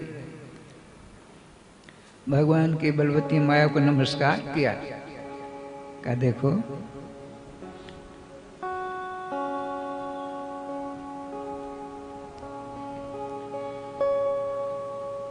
अपने पुत्र को प्राप्त करने के लिए प्रबल इच्छा है ना, चिंता मत करो, हम तुमको एक मंत्र देते हैं। तुमने जो भागवत जी का पुराण वेदों के बाद 17 पुराणों के बाद 18 श्लोकात्मक भगवान की वाणी के अवतार श्रीमद् भागवत महापुराण की रचना की है, उसकी पाठशाला खोलो, आ जाएंगे। राव स्वामी जी दत्त चित्त होकर के पाठशाला खोली, तो उनकी पाठशाला की विद्या इतनी चमत्कारी हुई, पूरे भारतवर्ष के कोने कोने से लोग गए पढ़ने, राधे श्याम जैसे आते नहीं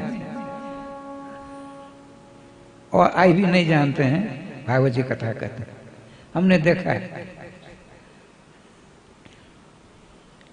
वृंदावन में एक पुराना आचार्य था, आप जानते होंगे, श्रीनाथ जी महाराज, श्री निम्बार्क संस्कृत महाविद्यालय में, अब तो नहीं है, श्रीमद् भागवत महापुराण की जयंती मनाई जाती थी राधा अष्टमी के दूसरे दिन, वही एकमात्र मनती थी, उसके बाद तो कई जगह पे। तो मैं बना प्रबंधक, तो रिसायकल के पास पहुंचा, चला जाए, अच्छा आपने मर्दा कैम रखी है जी गुरु जी। जो अध्यक्ष भाषण देने लगे, उन्होंने कहा श्री मद्भागवत महापुराण साक्षात श्री कृष्ण है, जिस दृष्टि से जो इनकी सेवा करेगा उसको फल प्राप्त होगा, इसमें दो राय नहीं है। लेकिन अद्वितीय विद्वान कौन होगा? अद्वितीय जो द्वितीय स्कंद का स्पर्श नहीं करेगा। राधे राधे।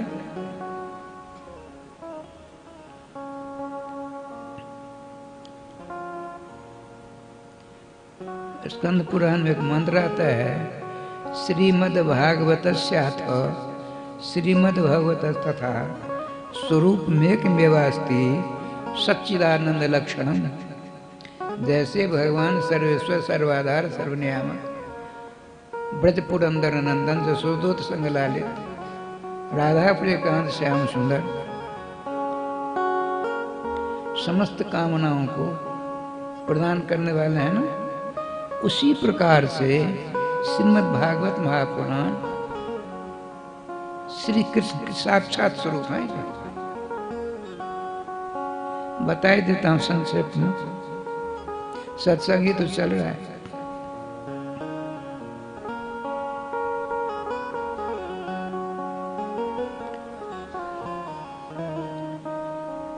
वही बता रहे थे जिनसे मैंने भागवत पढ़ा। एक निर्धन था, उसको गुरुजी ने कहा क्या चाहिए तुमको संपत्ति चाहिए। अच्छा पढ़े लिखो तो तुम हो नहीं, ले जाओ भागवत जी मैं देता हूं, इनकी पूजा करना, जो तुम्हारी इच्छा हो जाएगी। 5-6 वर्ष अंदर महान धनिक हो गया। वो बता रहे थे श्रीमद् भागवत कंठ जो कथा में बैठते थे तो 2-4 9-9 10-10 घंटा कहते थे। प्रत्यक्ष मैं जो पढ़ता था तो बांके बिहारी मंदिर में कथा उनकी, मंदिर नहीं बगीचा, श्री ललिता चंद जी महाराज थे। कोई सेठ आया था जैसे राधे श्याम जी आई, ठीक 3 बजे से कथा हुआ शुरू हुई। शेर साकर एकदम खचाखच भर गया हाल। 6 बजे चलते चलते सब चले गए, हम 6 जने रह गए। एक हमारे गुरु जी और महंत जी, एक श्रोता, मैं पुजारी, एक और विद्यार्थी। 9 बज गया, जो आरती हो गई, मैंने कहा गुरु जी कितनी बढ़िया भीड़ भाड़ थी, अब बहुत देर लगा दी, रात रात हम 6 रह गए। सदानंद उनका लाला कोई चले जाए कोई नहीं आवे, उनकी हमें चिंता नहीं है। वो गोपाल ने जो हमको पढ़ाया है, गोपाल जी का मंदिर है, गोपाल जी ने हमको पढ़ाया है, उनको मैं समर्पण करता हूँ। वो बाहर जाने वाले नहीं हैं, वो लोग आते हैं जाते जाने वाले। ऐसे रसस्वादी होते हैं। श्रीमद् भागवत जी को जिस दृष्टि से देखेंगे वैसे ही आपको फल प्राप्त होगा। भले ही भगवान की पूजा न करो, श्रीमद् भागवत महापुराण के अपने घर में रख करके आरती धूप देते हुए उनका स्मरण करो, दर्शन करोगे, एक न एक दिन ऐसा आएगा श्रीमद् भागवत महापुराण साक्षात जुगल किशोर रूप में आपको दर्शन देंगे, अवश्य देंगे। जुगल सरकारात्मक श्रीमद् भागवत जी हैं। श्रीमद् का अर्थ होता है श्री ही। श्रीमद् भागवत बात सुना रहा हूं। श्री सीता जी नहीं, पृथ्वी नहीं, जनेऊ नहीं, प्रकाश नहीं, सूर्य की किरण नहीं, श्रीमान गौरी नहीं, प्राकृतिक अर्थ होता है। जब श्रीमद् भागवत जी की बात चल रही है, श्रीमान राधा, सा श्री अस्ति अस्य असौ श्रीमत् मतु पढ़ते होता है। राधा रानी किन की हैं? शंकर जी की नहीं है। उपास तत्व की बात अलग होती है। उनकी गौरी जी हैं, पार्वती जी हैं, अपर्णा जी हैं। श्रीमान राधा वो श्री राम जी के नहीं है, राम जी की। तो जगत जननी भूमिजा जनकराज दुलारी श्री जानकी जी हैं। श्री माने श्रीमद् भागवत बात सुना। श्री माने राधा, सा राधा अस्ति अस्य कस्य कृष्ण से असो श्रीमद्। श्रीमद् माने राधा कृष्ण, राधा कृष्ण हो जाता है। श्रीमद् भागवत है। भागवत माने भाग, माने ये मेरा भाग है, आपका भाग है। राधे से अब राधे भाग कहते हैं भागशाली। इसका भाग बहुत अच्छा है, इसका भाग बुरा है, ये बड़ा भागशाली है। तो जिसको भागवत प्राप्त हो जाता है उससे बड़ा भागशाली होगा कौन? होगा राधे श्याम जी। अरे जुगल किशोर मिल गए उसको, उसके समान भागशाली ब्रह्मांड में होगा ही नहीं कोई। हम लोग बहुत बड़े भागशाली हैं। जुगल किशोर के साक्षात स्वरूप श्रीमद् भागवत महापुराण मिल गए हैं। श्रीमद् राधा कृष्ण। जब वेदव्यास जी को उपदेश देते हैं नारद जी महाराज, तो क्या कहते हैं? समाधिना अनुस्मर तद विचेषितम। जब तुम को मैंने मंत्र दिया कि अष्टादशाक्षर गोपाल मंत्र दिया, उसमें ओम नहीं होता है। अष्टादशाक्षर गोपाल मंत्र राज में ओम नहीं होगा। अब बिना ओम से मंत्र उच्चारण ही नहीं होता, तब क्या होगा? यदि ओम लगा देंगे तो 19 हो जाएगा, 19 अक्षर का मंत्र हो जाएगा। ये क्या है? अष्टादशाक्षर गोपाल मंत्र राज। एक बार मैं निम्बार विद्यालय का प्रबंधक था। एक ईश्वरी शरण जी महाराज थे मध्य प्रदेश में। उन्होंने 74 एकड़ जमीन श्री निम्बार संस्कृत महाविद्यालय को रजिस्ट्री कर दिया था। तो हम खोज करने गए, तो जो महंत जी थे उनके उत्तराधिकारी वो कहीं गए थे, 3 दिन रहना पड़ा। एक पुस्तक थी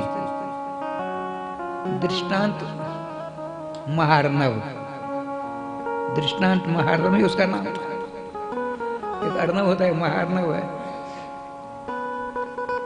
उसमें मंत्र का विवेचन देखा है। एक अक्षर से लेकर 373 अक्षर का मंत्र उसमें विवेचन करता उस विद्वान ने अष्टादशाक्षर गोपाल मंत्र राज को गोपाल मंत्र राजा देखिए, मंत्र सब एक ही होते हैं। जिनको आचार्य ने जो दिया है उनके लिए सर्वश्रेष्ठ माना जाता है। मंत्र गुरु इष्ट नहीं बदला जाता है, बदलने वाले प्रत्यय के भागी होते हैं।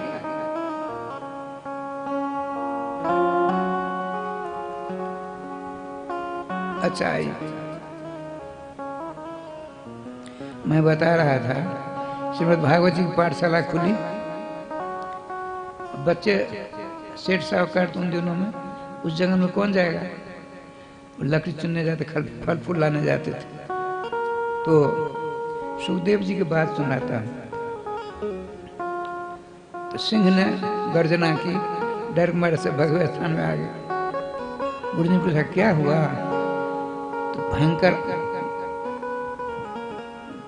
डरने वाली हमने आवाज सुनी। अरे तुमको हमने भागवत जी पढ़ाया, भागवत जी के मंत्र तुमने बहुत कंठ कर लिए हैं। जो ही डर लगे किसी प्रकार का डर, तो भागवत जी का मंत्र का उच्चारण कर लेना। अब दूसरे दिन जाते हैं 5-7, फिर किसी डर उत्पन्न करने वाली आवाज सुनाई पड़ी, भगने की तैयारी होने लगती। एक ने कहा कल गुरु जी ने क्या कहा था, बोलने लगा ठीक बात।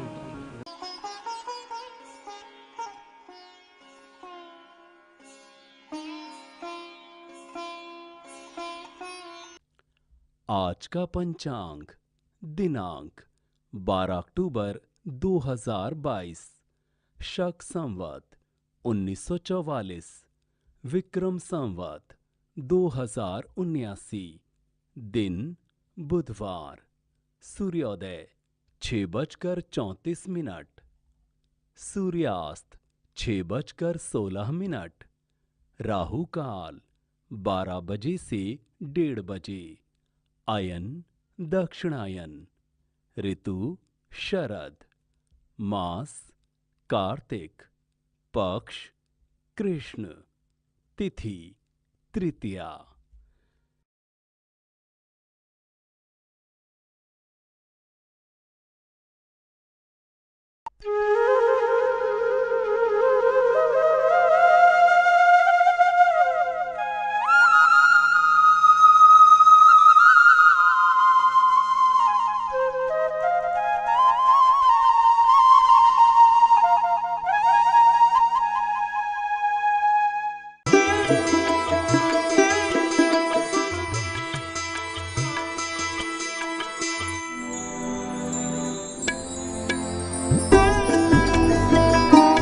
स्वयंभूमनु अरुषत रूपा, जिनते भई नर सृष्टि अनुपा। स्वयंभूमनु अरुषत रूपा, जिनते भई नर सृष्टि अनुपा। स्वयंभूमनु अरुषत रूपा, जिनते भई नर सृष्टि अनुपा। स्वयंभूमनु अरुषत रूपा, जिनते भई नर सृष्टि अनुपा। श्री राम जय राम, जय जय राम। श्री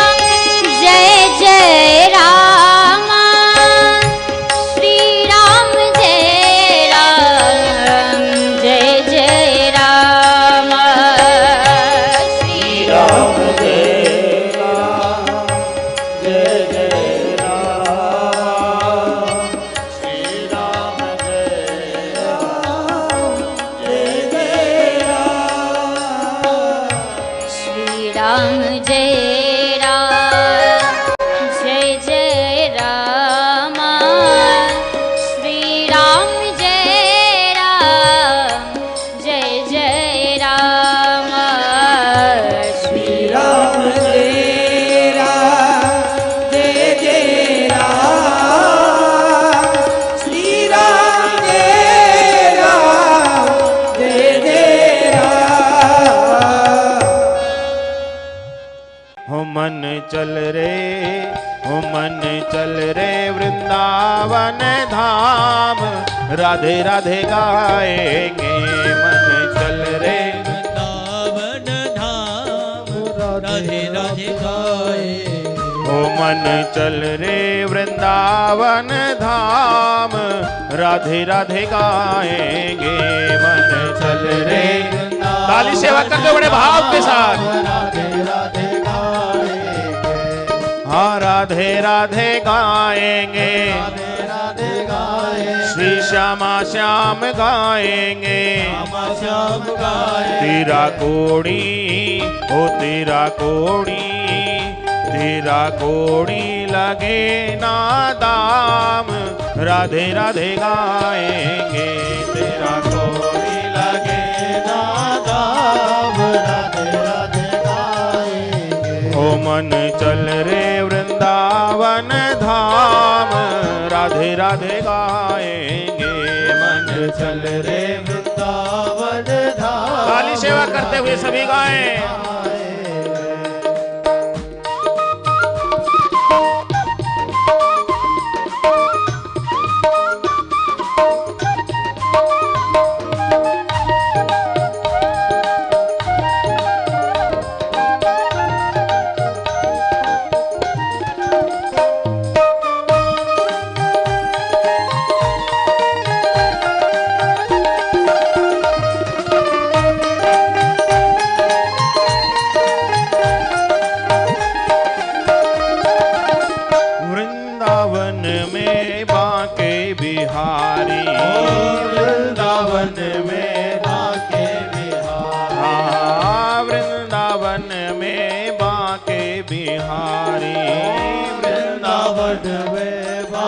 वो तो ओढ़ के बैठो कामरिया कारी ओढ़ के बैठो कामरिया कारी वो तो ओढ़ के बैठो कामरिया कारी ओढ़ के बैठो कामरिया कारी तुझे वहीं पे मिले विश्राम राधे राधे गाएंगे तुझे वहीं पे मिले विश्राम राधे राधे गाएंगे रे मन चल रे वृंदावन धाम राधे राधे गा